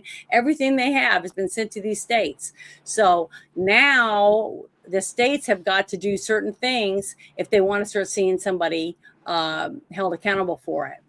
And the only way to make sure that that happens is that the people in those states, and I think there's was it on the whitehouse.gov website, Chris, that he said that they were sending all this stuff to too, or not? Yes. I was like, I have to watch that video again, but it's recorded. So if you want to watch the speech, I do have it on our show from last night, and you can watch it because he does have more detailed stuff. But I just don't absorb information very well. I've never been an A+ student. So I'm not really smart when it comes to remembering all this stuff. I do the best I can, and I try to take as many notes as I possibly can. But I'm learning. I'm in a learning process of learning all this stuff. But I just think that if you want to know more, go to Laura Logan's channel and look up some of her stuff. She's got some really good information if you want to know factual stuff. But all you got to do is start paying attention a little bit more about all the 18 states that received these documents from this administration for the cheating and how it was done. That guy that was on her show, I mean, he's really good at explaining stuff for people like me that have to listen to the same thing like 12 times to even understand part of it. When it comes to working on my car or fixing something around my house or any of that stuff, I wish I was smarter. I wish I could absorb information a little better, but I'm just not that good at it. But I try. I'm not a quitter. I'm not going to give up. But I just wanted to share that because I thought that whole thing was really important to add the information to what we did last night for the speech, because I thought that it was very informative.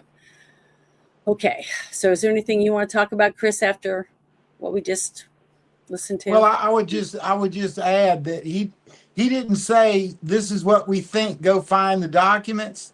No, it's he proof. said we found the documents and this is what happened, right? Yeah, he's got the proof. You yourself brought it up a while ago about indictments and all that. Mm-hmm. Listen, by the time they show up to put the handcuffs on, they have everything they need.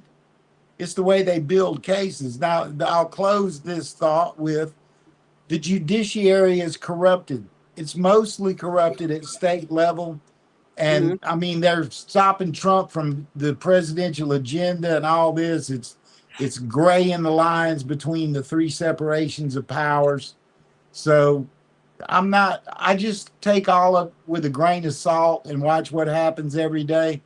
Because this, from my viewpoint and all my training and education and my life experiences, this was an act of war, right? If you're going to take elections away from a free country, That is an act of war in the chess game sense of the word. And until we're willing to fight back as though it was an act of war, we're not going to win. So complacency is a huge problem, but you got to keep in mind the judiciary is very corrupted with people who agree with some of these things, and as unconstitutional as they are. I know, and that's why each of the things that I'm playing connects to the next thing in different ways. You know what I mean? Absolutely. That's why I've tried to set up my shows that way so that we can go through it. And it kind of connects one thing to the next thing, because everything is broken up. That's what makes it so hard, is that when you have so many fires going, okay, that the people running to put that fire out and people running in the other direction to put these different fires out, nobody's talking to each other about who started all the fires. They were all started by the same person. See what I mean? That type of stuff. We don't connect it until later on. And everybody's like, nah, that can't be true. And then we got to show each other pictures or whatever evidence you have. And that's the only way to put things together. And what was really telling to me was that all the channels that didn't even want to show Trump's speech. He's the president of the United States, and they didn't even want to show it because they knew what he was going to talk about. Okay. And that's what I'm talking about. So if you step back and look around, you can start seeing people going, like trying to act like they're not involved. It gets to be more and more obvious of who is involved. And the media is one of them, because of the Smith-Mundt Act that Obama signed. I think it was in 2016. It made it to where you don't, the media can pretty much say whatever they're told to say, and you can't hold anybody accountable for it. See what I mean? That type of same thing that they did when they covered their ass about saying you can't sue the pharmaceutical companies when they're trying to save people by giving you this jab. You see what I mean? It's all set up because you're the guinea pig. People, wake up. Walk away, to open your cage and step out, because they're holding you there because they know they can keep you there, keeping you bitching about that or moaning about that or doing this and that while they're trying to do this, because they're keeping you away from where they want you to not be. And it's working because you guys are all following the wrong trail, thinking you know what you're talking about, but you don't.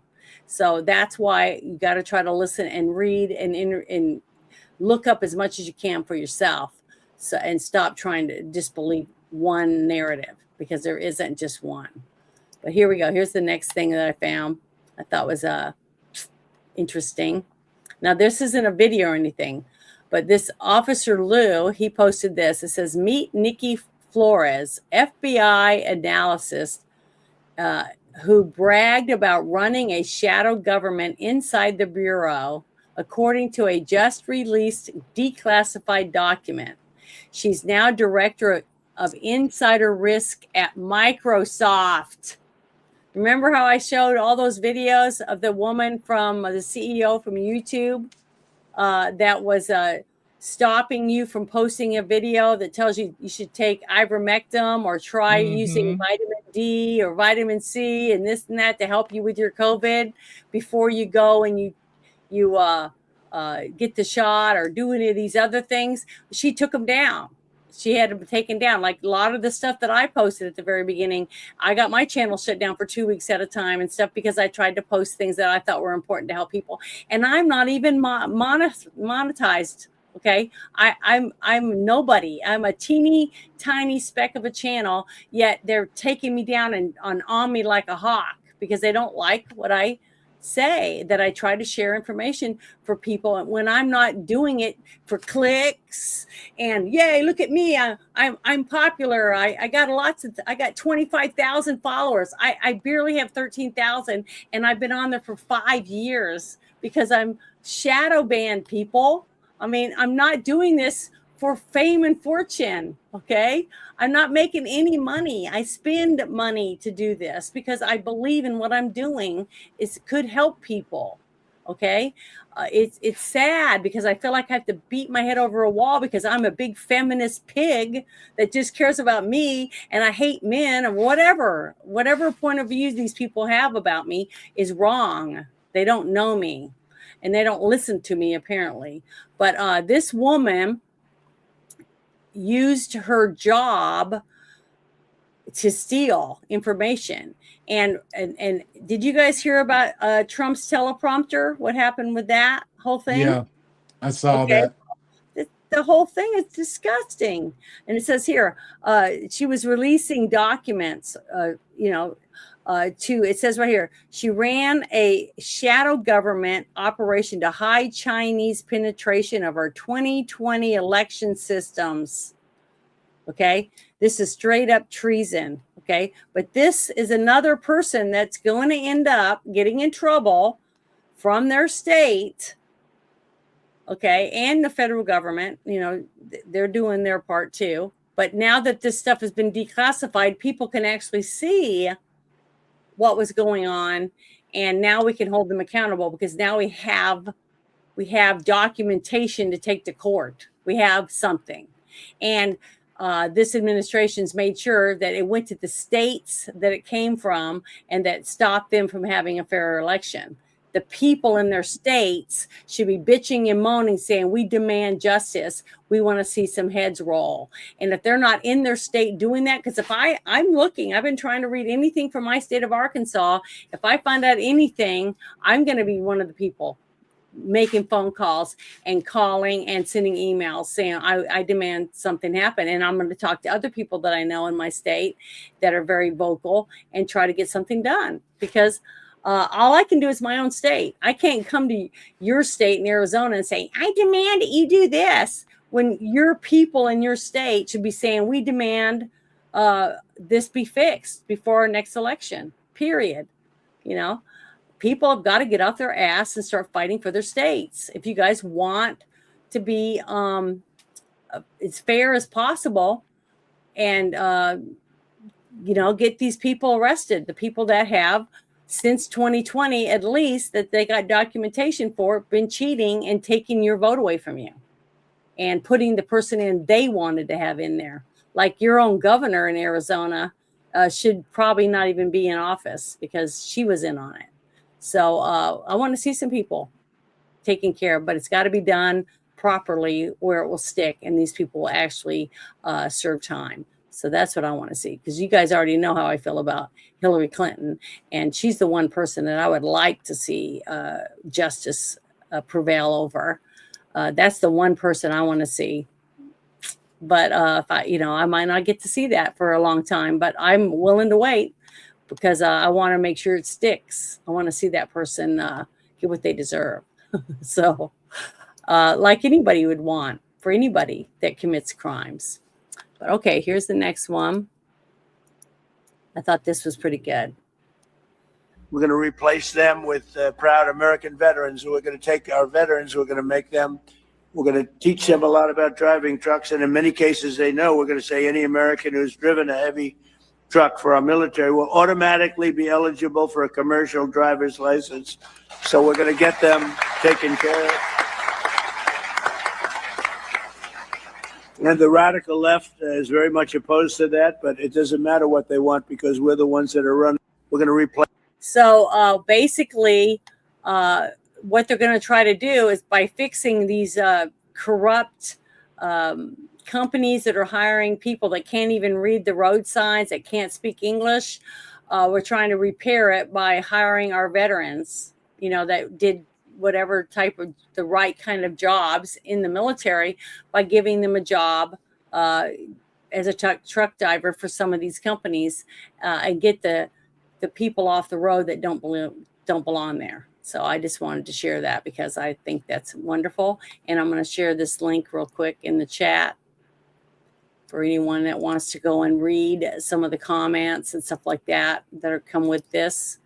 So hold on, let me stop sharing this, close it, go back over here. But did you see that? Did you know that already, Chris? I'm pretty sure you probably already knew about it. Yeah, I think we talked about it in the show last night. Yeah, but I still wanted to share it tonight in the shit show because there might have been a lot of people that didn't know anything about it. But here we go. Here's something else. Because he's doing stuff. He is doing stuff. But because he's hated by so many, And he has to do so much stuff by executive order because he has a lame ass bunch of senators that won't even pass the SAVE Act, so that people that don't even belong in our country can't vote. Standing next to me, someone who was born of a military person that served our country, and I'm an American citizen, and I have to stand next to someone who just walked over the border that can't even read English, can't speak English, hasn't paid taxes in my country, but yet they can vote for who my president is, which is fucked up. And I don't agree with it.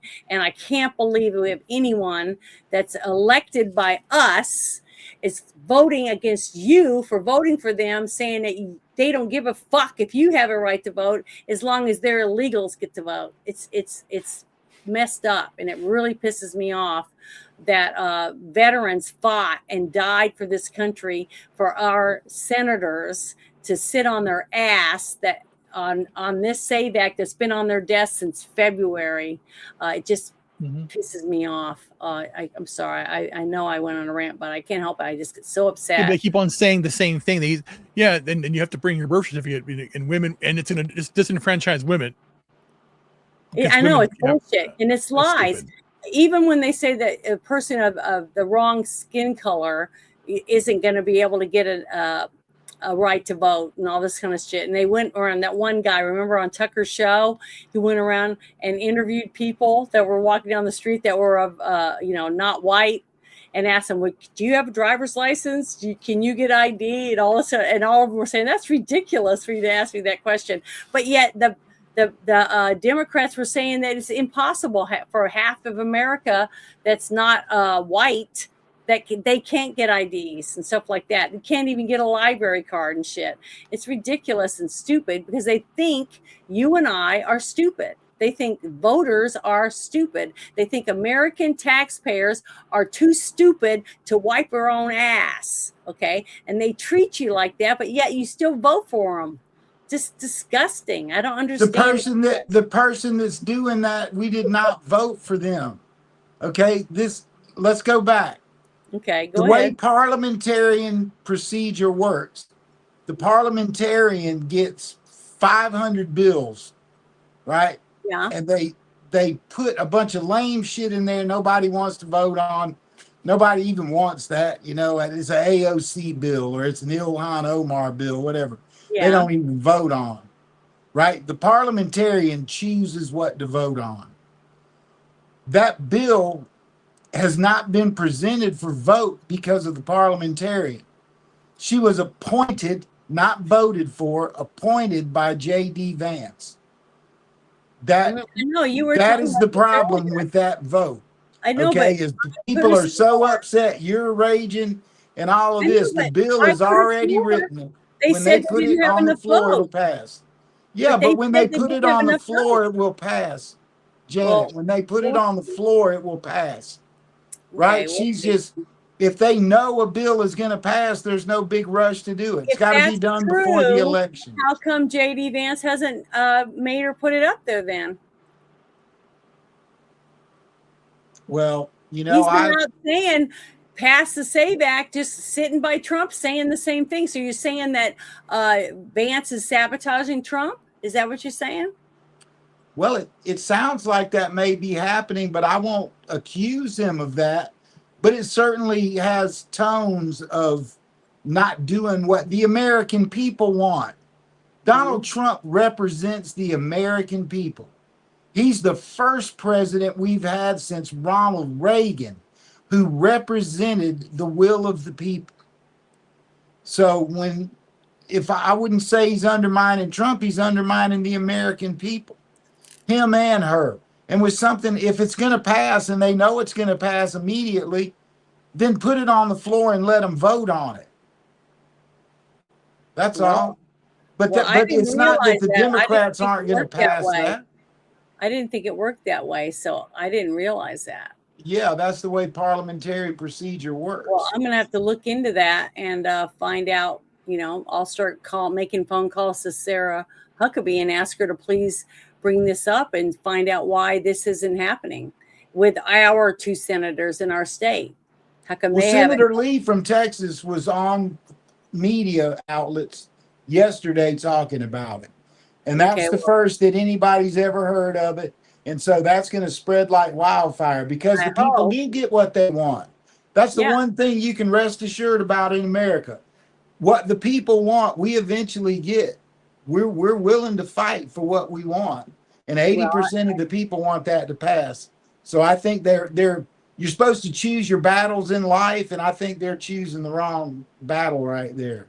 Well, I hope that somebody does something because I think it's ridiculous. If that's the truth about that, then because I have heard Trump say something about not liking this parliamentarian, but he didn't say anything about if we can get rid of her, that will get to the floor. You know, he didn't say anything like that, and you'd think he would know because he's president. But let me go to this thing now. It says this was interesting. I thought this is a Senate Appropriation Committee, okay, and they've been doing gangbusters. I've been able to sit in and watch some of the stuff. It's pretty interesting, but it's just so hard because I got to mow my yard. I got shit I got to do just like anybody else. We give jobs. We have stuff that has to be done, and somebody's got to do it. So it doesn't just get done by itself. But it says Democrats laundered so much money before Donald Trump took office. In the 76-day period between Trump winning and Biden leaving office, $93 billion was sent from the DOE, who gave it away with no oversight, no entities, and no financials. The 76-day period you're talking about, this is the period between the time the president was elected and President Biden left office. How much taxpayer money went out the door of the Department of Energy from the loan program office in loans and commissions, $93 billion with a B, well over twice as much as the previous 15 years. That's amazing, isn't it? So down here in Georgia, we had a real good investigative reporter up in Atlanta. Mm-hmm. Went after that heavyset black chick that ran for governor in Georgia. She got $2 billion directly from Biden, and she spent $100 on a license for this LLC, and she paid a friend of hers $50 to make a website. And there is no $2 billion to be accounted for anywhere. Mm-hmm. Yeah, that's what we're dealing with in Georgia. I know, but the thing is, this woman, with what you're about to hear, Stacey Abrams, May 21st in 2025. But you got to remember, this information, this whole thing that she's talking about, happened before Trump became president again. Okay. The Biden administration was shuffling money. That's why I never agreed with the whole thing with Ukraine ever, because to me, the whole thing was a money laundering thing. They were laundering money, and they had illegal biolabs over there. They were paying people out the wazoo with yours and my money and all these fake HOAs and whatever else. I mean, I'm sick of that. I want to see all these people all go to prison, every one of them, every single person that was involved in any fraud, that took any money that should have went to our veterans or any homeless people or anybody on any government services that they deserved, like people like my parents that paid taxes and then expected to get the different things that they were supposed to get from Social Security or whatever. Any person that did without because of these people, they should go to prison. Okay, that's how I'm seeing, because they're not going to be able to pay these people back. A lot of these people are dead because they didn't have the money to go to the doctor and get the treatments that they needed. Stuff like that. That's why I want to see these people punished, because people suffered because of it, and people are still suffering because of all the loss of money. And heck, what's really scary to me, which is great, but it's scary, the fact that after all this fraud and everything is all uncovered in the next 10 years or more, we might find out that we would have had a balanced budget, for many, many years, probably my whole life, all because of fraud. the only reason that we have an unbalanced budget is because of fraud. They spend it on everything except what they say they're going to spend it on. And we are paying in money that we shouldn't have to pay in because they're spending it on crap that we didn't pick or choose. And if we, the people, got to sign a paper every time we went in to get our check and say, okay, with this money, they're wanting this money for this, that, and the other for your state, and this money for the federal government. So which thing do you want your money to go to? And you make a little check mark somewhere saying you want money to go to the veterans and you want some money to go to the highway in your state. That's it. Those are the two things that you pick. That's it. That's the only thing you want to pay taxes on. Okay. And they have to spend the money on that because my state has a balanced budget amendment, which means my state can't spend money out of my pocket or their pocket, anyone in Arkansas, without appropriate stuff taken care of first to prove that budget. Okay. Why don't we have that for America? Why don't we have that in every single state? See, that's what I'm talking about. People have things they need to do in your states to get your state ready so that it can take care of itself when the federal government collapses, things like that.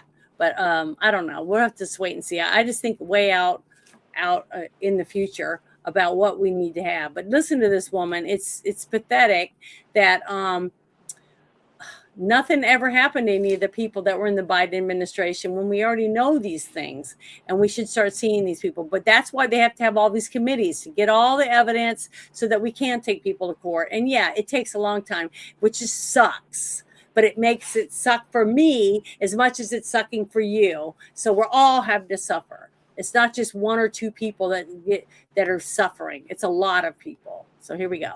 Mr. Secretary, I want to go back to some of your earlier testimony, be sure I heard it correctly. The 76-day period you're talking about, that's the period between the time that President Trump was elected and President Biden left office. Is that right? That is correct. And during that short period of time, 76 days, how much taxpayer money went out the door of the Department of Energy? From the loan program office in loans and commitments, $93 billion. Well over twice as much as in the previous 15 years. So how do you vet and do due diligence on a loan in 76 days? One loan, much less $93 billion. How do you do it? I think it's probably pretty clear it wasn't done in many cases. As I mentioned, I'm told I'm holding back clearly in place stuff.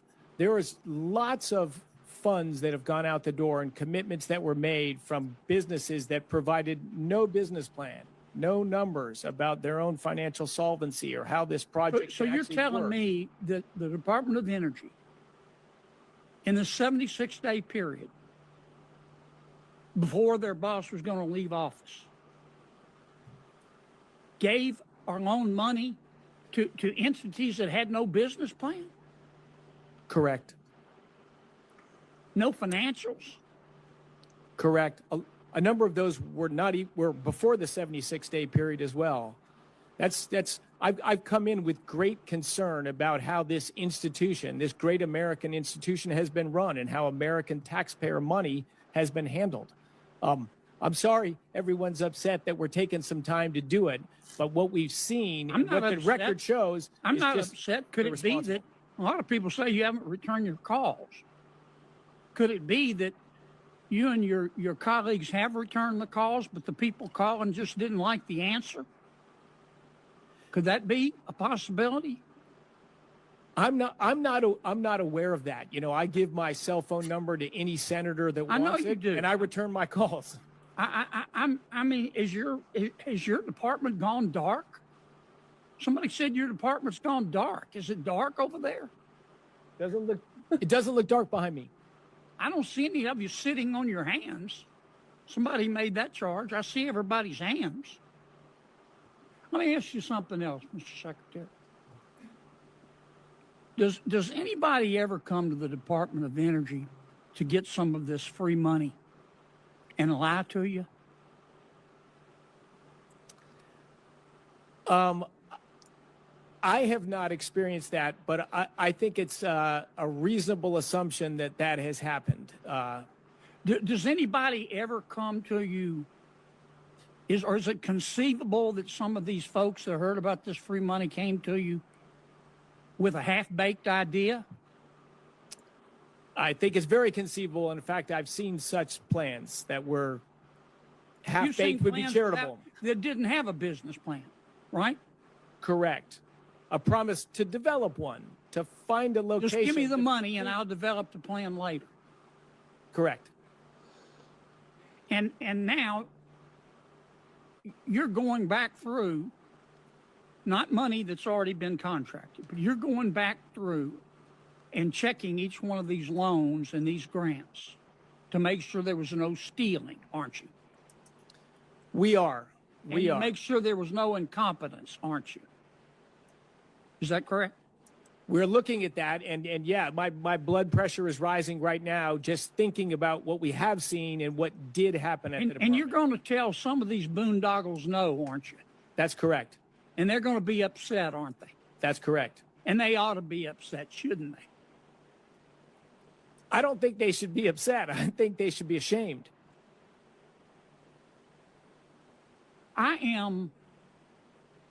It's rare that I'm speechless. But I want to be sure I understood. The people running the Department of Energy for President Biden's administration shoveled $93 billion, not million, $93 billion out the door in 76 days, and it just happened to be the time between when President Trump was elected and President Biden, their boss, was leaving. Is that right? It is correct and distasteful. Confidence undermining. My God. Look, I hope you take whatever time you need to go through all of these projects penny by penny. I mean, I've heard this testimony today. Well, it'll cost jobs in my state. If somebody steals $50 million and goes and spends the money in their state, that's going to stimulate the economy, isn't it? Yes, it will. But that's still stealing, isn't it? And it's still illegal, isn't it? Yes. I mean, they were spending money at the Department of Energy like it was ditch water.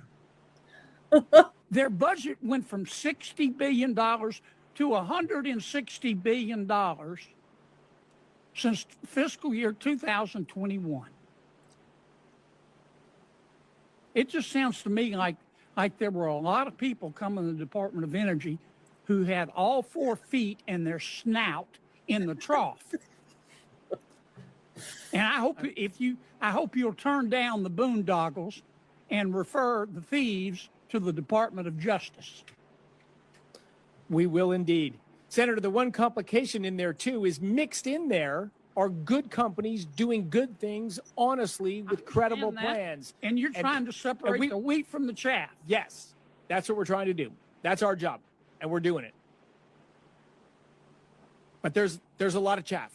Let me ask you one final question. Let me go back to how many employees you have.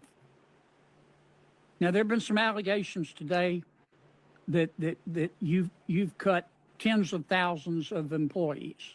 Is that accurate? Well, I think the allegations were thousands, and our head count will ultimately be reduced by thousands, but we are doing it slowly. You've got 16,000 now? Yes. And you think you can do it with fewer than 16,000? Correct. What's wrong with that? I think it's just common sense business. Yeah. Businesses do it every day in the real world. American taxpayers deserve it. That's never happened in the federal government. I mean, it's easier to divorce your spouse than to get rid of a federal employee up here. That's not the way the world works, is it, Mr. Secretary? It's not the way the world should work. And I give enormous credit to President Trump, who had the boldness to say, if there's a right thing that needs to be done and it's difficult, please do it. And so, yes, this is new territory. This is not what happens normally in the federal government, but it is what needs to happen periodically in the federal government.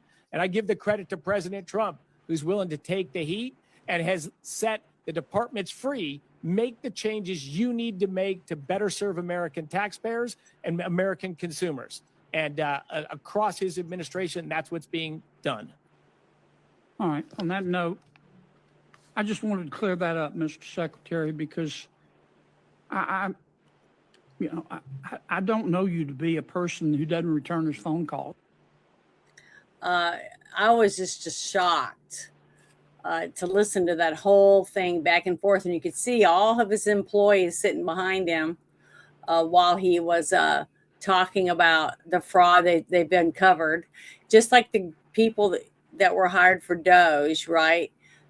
They brought all these people in, and they took a ton of hate because they were finding fraud. Okay. They were finding more and more fraud, and all they got was hated on. So by the people that they were supposedly should be happy that they're saving money for the taxpayer, they're finding people that were corrupt and were stealing from us. And now hopefully with the evidence that they're collecting, they'll be able to prosecute these people.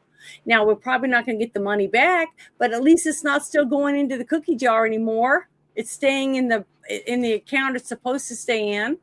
And it's just sad. We got so many people that hate the people that are trying to fix the problems, that it's totally lopsided. It does not make any sense. The only person that I know of that would be mad that you're putting the money back in the piggy bank would be the ones who were taking it out. You know what I'm saying? So I don't know. I just thought that was pretty sad. But Ruben, do you need to leave? Because you had said earlier that you might have to leave early. Not right now. I'm good. I'm good right now. I'm working on something. Okay, I just wanted to ask because I know that was an 8-minute video, but I wanted to get it out because it's fine. It was real important that people got to listen to the I'll let you know. ridiculousness of what happened.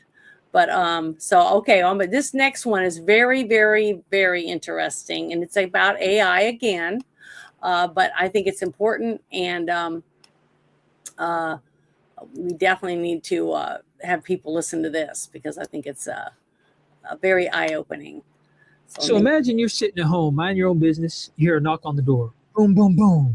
So you walk over and answer it, and there's a couple armed cops. They have their guns out, pointed in your face. And they tell you that you have somehow been leaving your house in Tennessee, and you've been stealing money from a bank in Fargo, North Dakota. And because of that, you're now a fugitive. And they throw you in their cop car, they take you to North Dakota, and they lock you up. Now, this is in October. And during the time that you're locked up, you can't post bail, by the way, because you're a fugitive, and it's not allowed. So during the time that you're locked up, your attorney, they do their job, and they prove your innocence.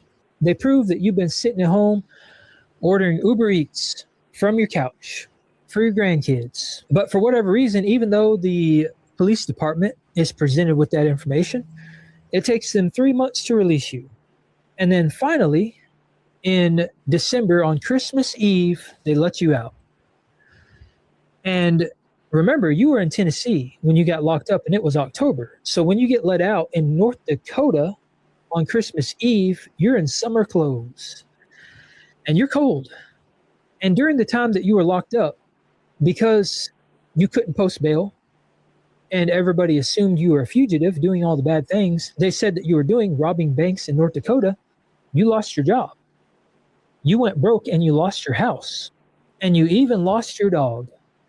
And then the police department lets you out, and you're freezing, you don't have any money, and you have no place to stay and no way to get home. That is the reality that somebody recently faced. That is the reality of modern society. And the whole reason that you were thrown in jail is because artificial intelligence used facial recognition software and mass surveillance, and they got it horribly wrong. They matched somebody that was a fugitive that was stealing money from a bank in Fargo, North Dakota, with your face. What kind of dystopian nightmare are we living in? And there's a lot of problems with this. And I mean, obviously, there's a lot of problems with this, but the fact that the police department didn't do their due diligence and make sure that this person was actually the person robbing money from the bank, they didn't make sure that it was somebody that had actually traveled to North Dakota before going to their house and arresting them. They didn't verify all this information before locking this poor person up. And because of that, this person lost everything and is now stuck in North Dakota on Christmas Eve with no way to get home. Now, luckily, in this particular case, the defense attorneys in Fargo paid for this person's hotel on Christmas Eve and Christmas Day, and a local nonprofit actually bought them a plane ticket home. But the state and the people that booked this poor person did nothing. They didn't even issue an apology. This is crazy, y'all. This is crazy. And I'm really kind of worried that that is where society is headed, because AI is quickly becoming the "did you Google it" of modern society. If you remember Google when it first came out, if there was a claim that was made, it was always, did you look it up on Google and did you confirm it? That is what AI is basically becoming, because AI is now, for a lot of people, becoming the be all end all. If AI says it's wrong, then it must be wrong. And if AI tells you something, that's gospel. And if you think about this, this is basically, people are almost treating AI like a religion. Like, if it says this thing, it must be true. There's no other way around it. It has to be this way because AI said so. And the fact that a police department looked at AI in that way, and they took AI and what it said at face value and ran with that without doing their own research first, that is baffling to me. And I feel like we might actually be approaching the level of idiocracy right now, where people just use AI to do all the thinking for them, and critical thought and logic and doing your own research basically goes out the window. And at that point, what kind of society are we living in? Is it even a society that's based around the people at all? Because at that point, AI is doing all the thinking for us. So I would say that if that actually happens, which seems like the direction we're headed, we'll be living in an artificial reality. We'll be living in the Matrix. So have you guys seen that video? I haven't seen it, but I've seen that story a dozen times. No, I heard about it. No. Okay. Well, the thing is that we got to really start making sure that we know what we have when we have something, or we think we have something, before you put all your eggs in that basket.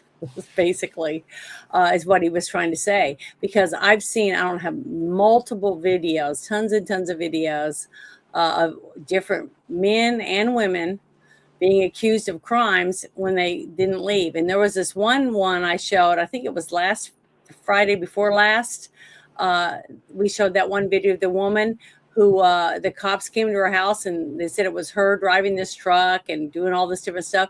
And if she hadn't been at her friend's at the time that this supposedly happened, and her friend didn't have that Ring doorbell to prove that she was there and what time she was there, she would have been through the whole thing what you just saw this guy was talking about. So it's sad that she had to use AI from one place to protect her from another place that they were accusing her for. And they're very rude and obnoxious to her, the whole thing anyways. So just people, just be careful, because, start paying a little bit more attention to where you are and who's around you and things like that, in case you have to prove where you are, because facial recognition software or one of those, I don't remember what it was called again, these cameras that they're putting here and there, flock camera, I think is what they're calling them, that are just showing up. Flock cameras, yeah. Yeah, everywhere. It seems like more and more of them are just popping up somewhere. So I just wanted to share that. Do you guys have anything you want to say about that before I go to the next thing? No, I'm good. What Yeah, about I'm you? good. I'm good Okay. on that. All right. Well, let me have two. Let's see. Yeah, two more things, and then I'll be down. But this one I thought was very interesting because this woman, that's what she does. She's a constitutional expert, and she argues about the Supreme Court justices can face impeachment by the president and Congress over alleged corruption or abuse. And she tries to explain it, and she's really, really analytical. But I just wish I was as smart as this lady. But definitely not. But she's good. So here we go. I think this is it. It's turned blue, so it's kind of hard for me to tell what the picture is behind it. Yeah, here we go. Gotta get it. We've got 5 minutes. If you would, please make sure your green light is on and then state your name and title for the record. Thank you. It is on. My name is Publius Hulda. I'm a retired litigation attorney, and I write on the original intent of the Constitution using the Federalist Papers. I do not go by Supreme Court opinions because for 200 years, the Supreme Court has been ignoring the Federalist Papers and the Constitution our framers given, and they have gone off on tangents of their own which have nothing to do with the Constitution.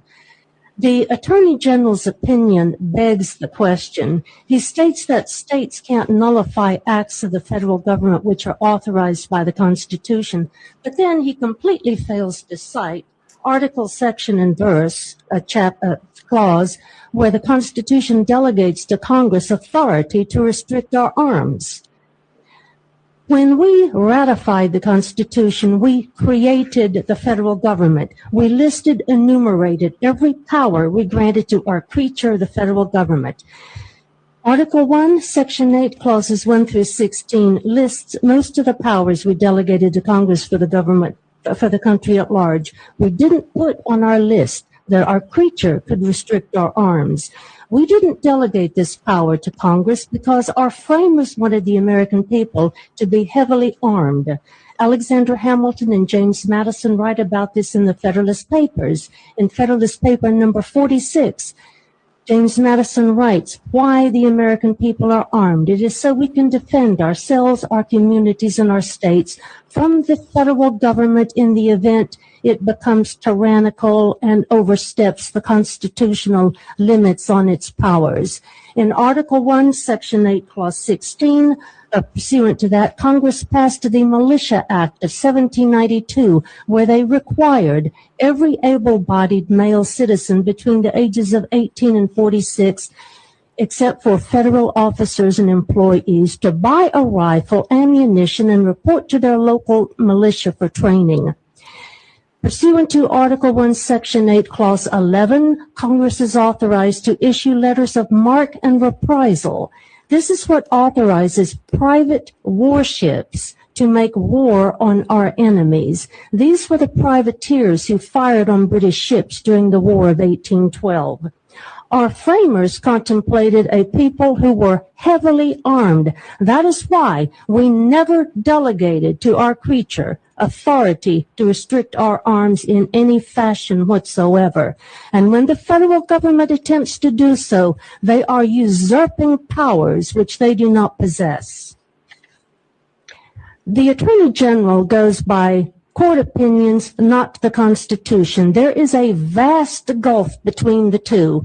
We have 200 years of Supreme Court opinions, and Mr. Chairman very kindly shared some of these 200 years of Supreme Court opinions, which have nothing to do with the Constitution. Charles Evans Hughes said over 100 years ago, the Constitution means what the judges say it means. That has been the prevailing dogma ever since, and generations of lawyers have been indoctrinated with this lie. That is why we no longer have a federal government which is held down by the chains of the Constitution. What we have is ruled by five judges on the Supreme Court who claim the power to do whatever they want to us and our country. So today we have two opposites, what the Constitution says and what the Supreme Court says. Well, your oath of office requires you to obey the Constitution, not the Supreme Court. The Supreme Court is merely a creature of this Constitution and is completely subject to its terms. My third point, the AG asserts that the that the Supreme Court is the exclusive and final authority on the extent of the powers of the federal government. But our framers knew that Supreme Court judges were as likely as anybody else to be corrupt, usurp powers, and act lawlessly. So Congress, the president, and the states all have checks on the Supreme Court. Hamilton shows in Federalist number 81 that Congress's check on lawless federal judges is to impeach them and remove them from office. The president has his oath of office as a check on the Supreme Court. The president's oath is to preserve, protect, and defend the Constitution. It is not to obey the Supreme Court. The Supreme Court was not set up in our Constitution as the superior branch of the federal government. And then there's no need for me to, Madison says in his report on the Virginia resolutions that it is a plain principle founded in common sense that the states, as the sovereign parties to the Constitution, are the final authority on whether the federal government has violated the Constitution, and that the states may check all three branches of the federal government, not just, they may check the judiciary, the executive, and the legislative branches by nullifying their acts. If the judicial branch connives with other branches in usurping powers, our Constitution will be destroyed if we do not stop them. This is what James Madison said in his notes on nullification, in his report on the Virginia resolution. I'm sorry I didn't have time to finish. I hope that during questions, someone will ask me about the so-called nullification crisis of 1832. Thank you very much for your comments. Everything that she went through, because that's all she does, is study the Constitution and how the Federalist Papers, figure all that out, straighten it all out to help her know whether or not the Supreme Court is ruling based on the Constitution or not. Sorry, just give me a second. Getting a dry spot in my throat. Gotta get a drink. Just give me a second. Oh my goodness. Sorry, my allergies get really bad start getting late at night. But I wanted you to hear that because I've heard a lot of people talking about Amy Coney Barrett having issues with a lot of things that she's been dealing with her family, insecurity purposes, with her kids and things like that. Sorry, I got a dry spot in my throat. But if we need to get rid of one of our Supreme Court justices, that our president and our Congress can do so if they feel they need to. Because remember, she's only in her 50s, right?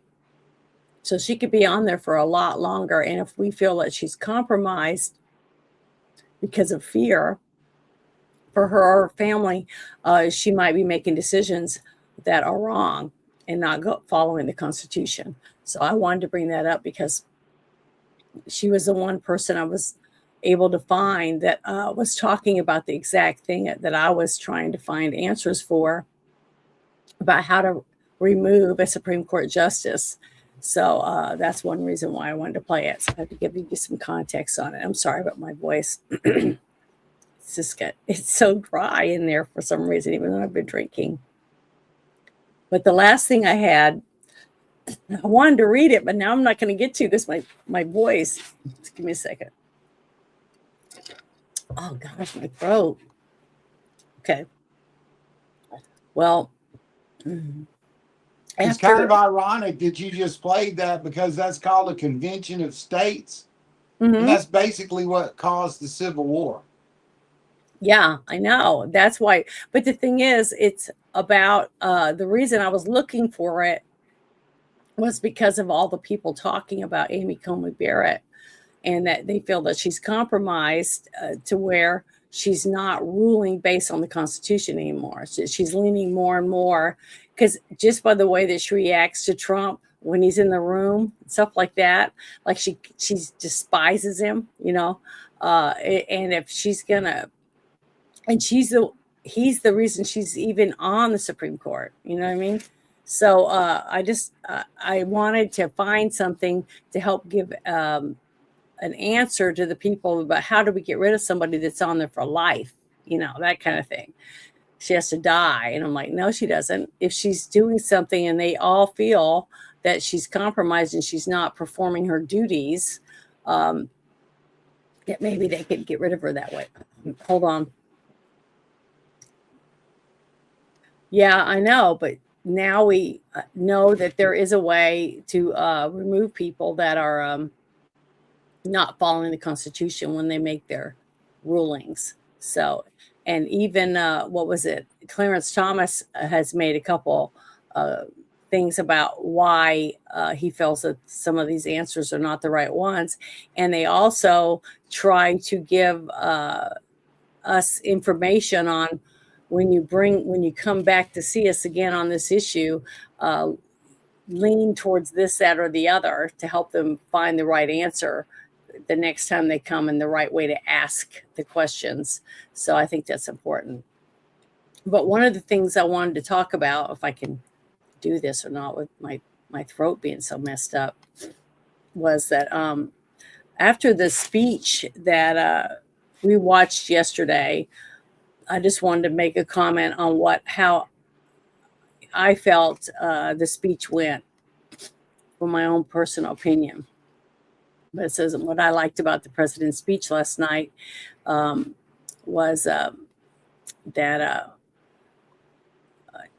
instead of trying to convince people of anything, I felt like he was trying to tell us Americans to go look for ourselves at the documents and make our own decisions for what we thought the problem was, and whether or not we would be able to get the states to fix it. Because it's basically us having to talk to the people in our states, because if we don't fix it, how are we ever going to have honest elections? And I've sat and counted until almost 2:00 in the morning ballots. I've worked in 2 states, in Louisiana and Arkansas, and it's us doing it. It wasn't a machine that was doing it. It was the people sitting around tables counting ballots. Okay. Which means if you have enough people, you can count them in one day. It doesn't have to take months or weeks to count ballots. It doesn't matter how many people you have. Other countries do it, and they're in worse shape than we are when it comes to electronics and things like that. But I just felt like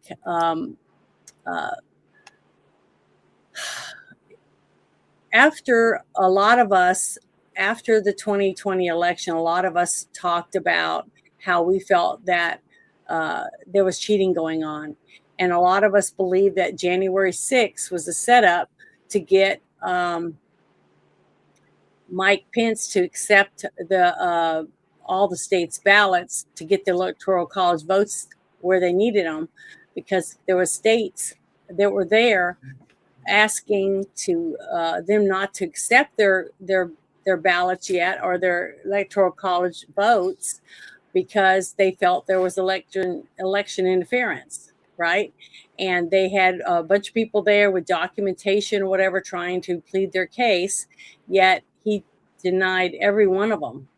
See, that was kind of scary to think about. Remember the hanging chads in Florida, and there's been many times where people have had problems with it, but the whole thing of, there was just so much videos that were out, and people showing how the numbers went from this many numbers, and all of a sudden they were all opposite. They swapped like that, like it was done. It just didn't seem right. There was things that we didn't think were legal, that it just looked wrong, especially to people like me that have worked the polls, and then after we're talking about it, then start getting all the hate, for people that just said that Trump is a spoiled brat. He just got a huge head and can't believe that he lost. It was tons of stuff. And you're stupid that you got your head up his ass. Just tons and tons of shit like that. And now, after last night, we got to see that he was sending, that this administration was sending all this truth that China was involved and other nefarious entities were involved in cheating and hacking into our election systems with help from people, because they couldn't just do it with no help. Okay, so I believe that there's help, and they're sending all this stuff, this proof, not ideas or thinking that it happened, actual evidence that this happened. Okay, so we're being proven right, just like I was proven right about the vaccine and why I didn't take it. And people were telling me that I was trying to kill people because I wouldn't get my shot, that I should just shut up and take my shot, that people like me shouldn't get medical care, that I should be denied care because I wouldn't get a shot. And I kept saying, it doesn't make any sense. If you got jabbed up thinking that's going to save you, then why would I get you sicker? How could I get you sicker if I had the disease that you're supposed to be vaccinated against? They wouldn't listen to common sense, but they attacked me daily.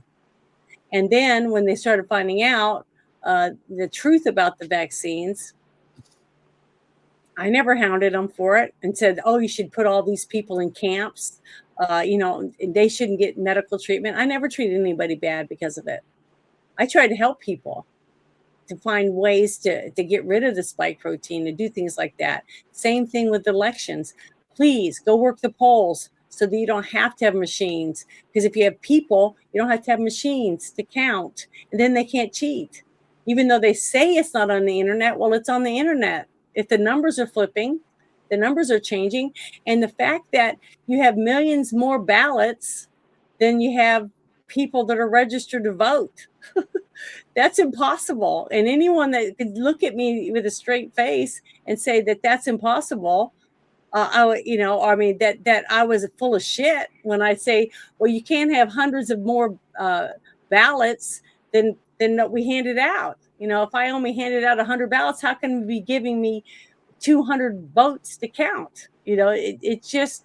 It's ridiculous. None of it made any sense. There's no common sense involved. But the fact that I'm getting tons of hate because of it, because of my point of view on this whole thing, is sad. And I don't think it's going to stop, because once they're caught with their pants down because they're being proven that they were wrong, that there was cheating, and that the vaccines were a bioweapon or whatever you want to call it, they don't want to admit that they're wrong. Just like I showed earlier in the show, how not a single Democrat showed up to hear about all the fraud they found, because they're all taking money. The only thing that makes any sense is the fact that you don't want to go to be proven that you're a criminal, that you're a crook. Just like a murderer wouldn't stand there with his hands all bloody, admitting that he's the murderer, right? They're not going to show up. They're going to hide. That's what they do. And I just wanted to voice my opinion about it. I thought the speech was wonderful, and it was humbling to see Trump getting to talk about evidence finally about what he felt and he knew a lot of the night of in 2020, when he was it was stolen, basically. So the thing is that when all this stuff started coming out, he believed it, but nobody wanted to believe it. Nobody wanted to prove it. Even people in his own party said he was a crybaby and that he'd made it all up and it wasn't true. Just like the PP dossier and all the other shit that's been proven truthful. Hillary Clinton's campaign paid for that documentation. she's a crook. She's a disgusting pig that I can't wait to see one day go to prison for her part in all of this mess, because it all connects. You know, people believed the crap, so they didn't vote. They thought it was all, there was no one to vote for, because I don't want to vote for Hillary Clinton, and I don't want to vote for, the other guy, because he's got a big head and a big mouth. But all of this stuff, for all of these years that we've been getting all this fraud, all the lies, all the stuff, and this evidence is coming out more and more and more, but yet they still don't want to believe it. They don't even show up. They have empty seats everywhere. Nobody wants to admit that they were wrong, if they did anything wrong. And they don't want the name associated with anything that has to do with the fraud. So they just don't show up. How is that help? If you voted for those people, any of these people that were involved in any of this or are being suspected of it, tell them to stand up for themselves if they're innocent.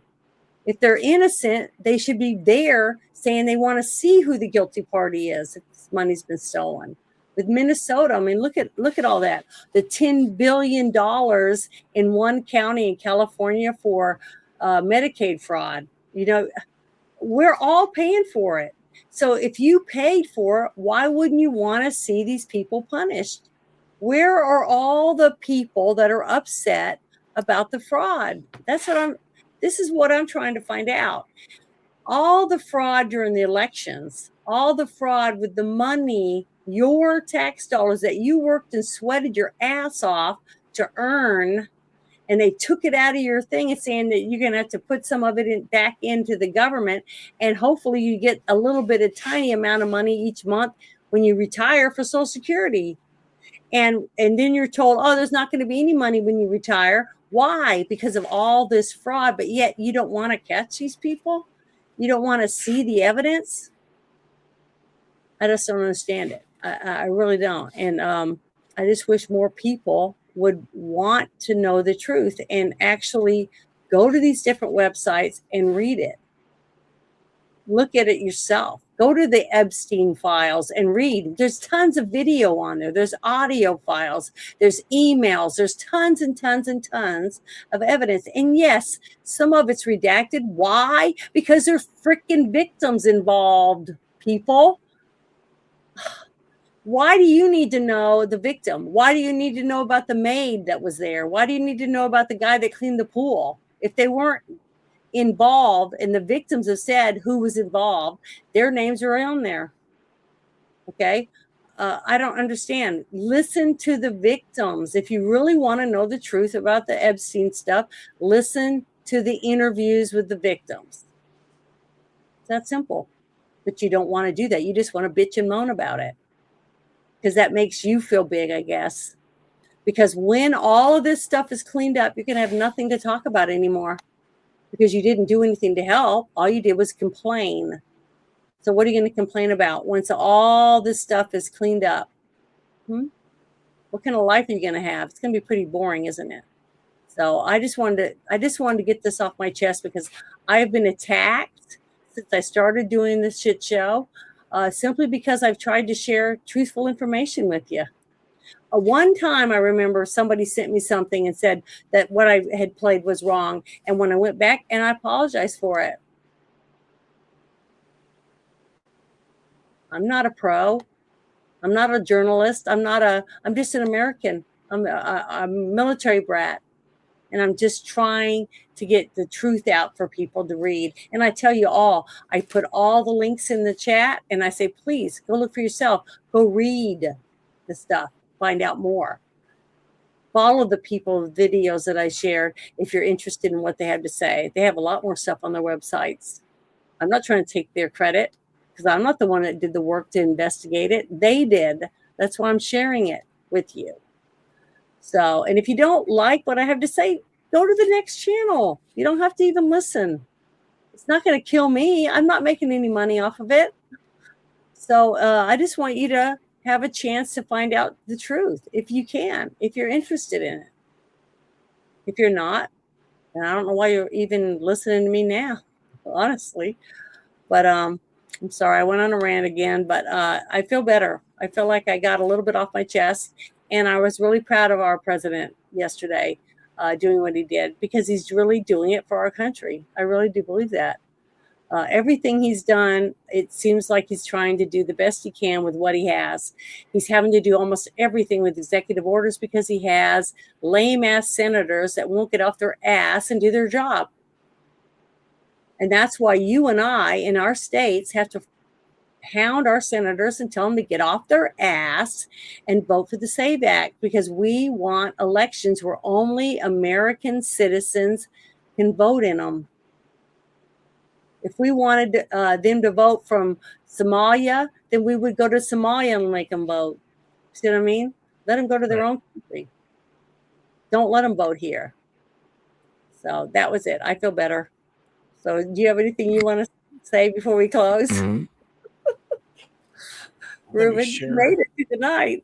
You did good. Well, yeah, I was doing something here because next week I might not be here.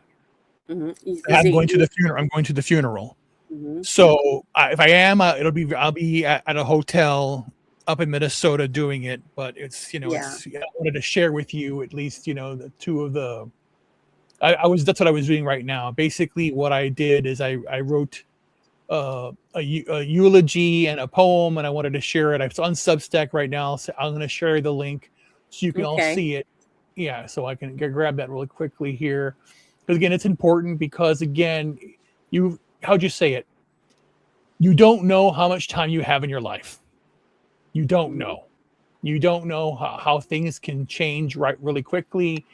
Things can get out of sight and very quickly. Let me just share the first. Let me copy the link to the first one, and then I'll put it in the private, and you can share it.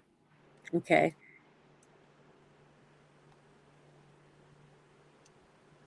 And then I'll get the second one I just did. So what I did is I did a eulogy. It's very, very. I like it. It's very special. And then the next one is a grand epic poem I wrote.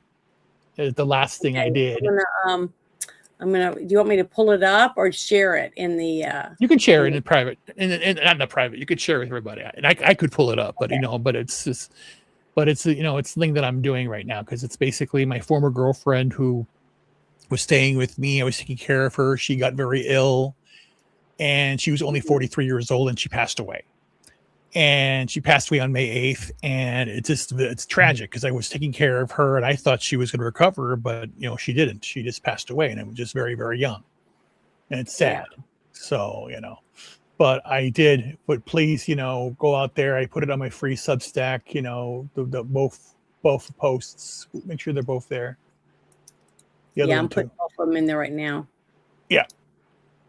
And just go out there and read, I'm going to make them private, next week. But right now, I want everyone to read it. I'm going to put it out there so we're going to read it because this is something I wrote this, right after he passed away. I've been holding it back. I did share with the family, but now I'm putting it here on Substack because it's an important, aspect of it. It's a beautifully written eulogy and a beautifully written, it's a crown of sonnets. It's actually 3 crowns of sonnets. Yes. Yeah. Mm-hmm. And basically and the thing is that was actually her request. She said to me, if I die, I want that to be my epitaph. Here lies a walking contradiction. Mm-hmm. And that's so young. 43 is really young. She was so sweet too. Yeah. So then basically, you read it. It's and that way I wrote it. It's backwards. It's forwards. It has comedy in it because it's a celebration of life we're having on Saturday. I'm going to be up there Saturday in a small town outside of Minneapolis for for the service. And then the second one is a large grand poem I wrote. It's actually 45 sonnets, all connected. So that's the second post I did. So okay, it's called I'm going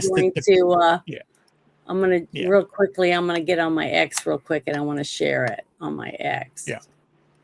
So just give me 1 second. I'm slow. Yeah. And then this photo that she actually took this photo was just recently she did this with her children, and and she was happy, and I thought she was going to be fine, and then it just, it went terribly wrong for her. But just remember her, keep her and her kids in her thoughts. Her kids are just 14 and 12. Very, very young. Yeah, so it's sad. Wow. But yeah, I know it's terrifying. And then she basically went into the hospital May 4th, and then she passed away May 8th. So it was very, very fast. Sorry, May 5th. May 4th, she basically gave me her ex-husband's number, which she had never given to me, and call him immediately if something goes wrong, and it did. So I called him. So that's her kids. Oh, I was trying to get my thing to scroll, but I can't do it very slow. It doesn't work. Yeah. Oh, it's beautiful. Yeah. You did a wonderful job. Right. And then basically I put down here, it's this, and it's the poem. It's written there. You can read it. It's comedy. It's life. It's love. It's sadness. It's a lot of stuff, and it's long because again, it's a eulogy, and I basically put that. I actually the very ending. They gave me a memento. They gave us her sister, herself. They gave us the last heartbeats that she had. So the very, very last thing that you see is her final heartbeats that I put there. I put and some of these poems I did. I wrote this one. I wrote that one. But the very, very end, if you scroll all the way down, it's going to be her heartbeat, and that's what I did there. Okay, I was just looking at that. Oh, yeah. And that's her last thing, and she passed away officially 10:58. They called it at 11:08 in the morning on May 8th. So she passed away. And then the second one, the second post that's out there now is a grand, crown of sonnets, 45 sonnets. A sonnet crown is 15, so I did 3 of them and it represents each of her years. So it's all done. You're really good. So that's where I'll be. I've been dealing with, getting rid of her stuff. I have her clothes you have to get rid of. That's the one thing that happens is like, I was there. My mother passed away in 2012. My father passed away in 2020. My wife passed away in 2019. And now I have this loss in 2026. So I've already had 4 people that have passed away. And I've actually have done, what I call it again, the memorialization on Facebook for 3 people, my mother, my wife, and now Danelle. So it's just a lot to go through. 3 people pass away, 3 women who have impacted my life to go away so quickly. And it's a sad tragedy. But we have to remember, and if you read it again, and I invite you both to read it too, and it'll make you laugh. This one will make you laugh. It's basically it's supposed to have some levity. It's supposed to have some happiness, but there are 3 distinct poems in this one. There is the eulogy, there is a soliloquy, and then there is a villanelle at the very end. And the villanelle is very, very good. I like it. Yeah, I could read it to you now if you wanted to, but it's very, very short. It's a villanelle. This villanelle is like if you ever heard do not go gentle into that good night. That's a villanelle. Yeah. It's a short. It's just it has a. You can read it if you want. If you want to read it, I'll read the villanelle. It's the last thing I wrote in that first. Where it's very, very short. I could read it to you very quickly. Let me pull it up real quick. I can share. I can pull this up and share it so everyone can see this, and I'll read it to you. Okay. Well, let me close this one. Let me share the screen real quickly. Okay. And let me share this, and then here is the villanelle. It's right here. That one. Okay. Can you see? This is the villanelle. Yeah. And the villanelle is shadows now dim before your unyielding light. The tempest past, your soul no lore astray. In the dark, the piercing silence of night. My sweet contradiction, fractured and delight. Rest your troubled soul, for upon this day, shadows now dim before your unyielding light. My darling, you no longer need to fight. Rest your worn soul, the terror falls away in the dark, piercing silence of night. You slip from my embrace into twilight. I miss you still, my pulse still falls in disarray. Shadows now dim before our unyielding light. Guide me through the ache, for you burn bright. What remains in me is love that learns to stay in the darkness, piercing silence of night. My radiant one, linen bound in white, I close my eyes, your face returns in gray. Shadows now dim before our unyielding light in the dark, piercing silence of night. That's a Villanelle. That's beautiful. And that's the smallest, that's the shortest one. I have a long one here, the 24 lot point of light, and then I have this grand one right here.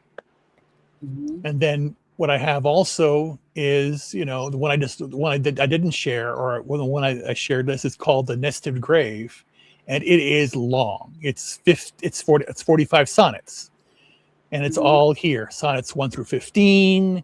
1 through 15, all of this, and it's a long thing. And then the next group, and then that goes down, and then the next group goes here. The final group. Are you going to present this at the service? Yes, I'll present it, but I won't read it. I'll give it to them, and then that's how it ends. It ends like this, so that's how it works. And I put my table on here, but that's how it works. Beautiful. It's beautiful. You did a wonderful That's what you job. do, and that's a thing. You basically have to honor those people that passed in your life and all that stuff. So that's important. So that's where I'll be. So if things all work out okay, I will be on next Friday. But if there's technical difficulties, I won't. So we'll see. But I'm going to definitely. I'm spending the weekend. Well, I'll there. send you a link, and hopefully, everything goes great for you. And really sorry. It's sad. Yeah, I know. It's sad. I'm still going through a lot. I'm basically I have to get rid of. She has a TV, a bed. She has bags of clothes. I got to get rid of and get to Goodwill. I've got so much. Her children don't want any of those things. I reached out to her ex-husband, and he has not contacted me. If I go there and they should be there, then I'll let them. Hey, do you want this or whatever? Because I got books. I got there are things. Not a lot of things, just a few things. Yeah, they had. But she has not contacted me, and I've contacted the sister, and then I have things that I have to give. She was an organ donor. I have the gift of hope medallion. I have to give them back, and stuff. But they came here and took some stuff already. The day that she passed away, they came here after she passed away to pick up her things. So they did take a lot of stuff, but there's still a lot of stuff here to get rid of. So I'm going to do that. So, and that's what I'm saying. This is my last task to do. I wrote these poems. These are the last things I need to do. So I'm moving on with my life next. That's the next phase of my life. I have to move on and do that because I'm continuing my weight loss journey. Also, I'll be putting videos online. I was at 397 at the beginning of the month. I'm down to 372. So I've lost 20 pounds in about a few days, a couple of weeks. Well, you're under so much stress too that really can help. Yes, So it's been rough. So I've been doing that. I've been trying to sleep early, but I lay down and I can't sleep. It's hard because it's like memories and stuff like that. But it is what it is. But we're here. Things are going to go good. Bless your heart. Yes. But thank you for joining us this evening. Yep. But thank you both for hanging out with me tonight and letting me do my rant at the end. Oh, no. I messed up big time because I kept losing my concentration on what I wanted to say. But I basically got out everything I wanted to say about how you're going to get, you're not going to be people that were treated you really bad, said you were stupid, or because you believed in Trump this or Trump that. They're not going to apologize to you. So don't expect anything. Don't expect them to ever say they're sorry for being dickheads to you because they're not going to. So just get over that and realize that, don't expect to hear that from any of these people, because a lot of them still aren't even going to admit any of this stuff happened or is real. So be ready for that too. Yep. So, but thank you, Chris, for helping tonight, and Ruben, I really appreciate it. And thank you everyone who hung out with us tonight, and on Rumble and on X and on YouTube. I really appreciate it. And you guys have a wonderful evening, and have a Good great night, everybody. Good night. night. Woo!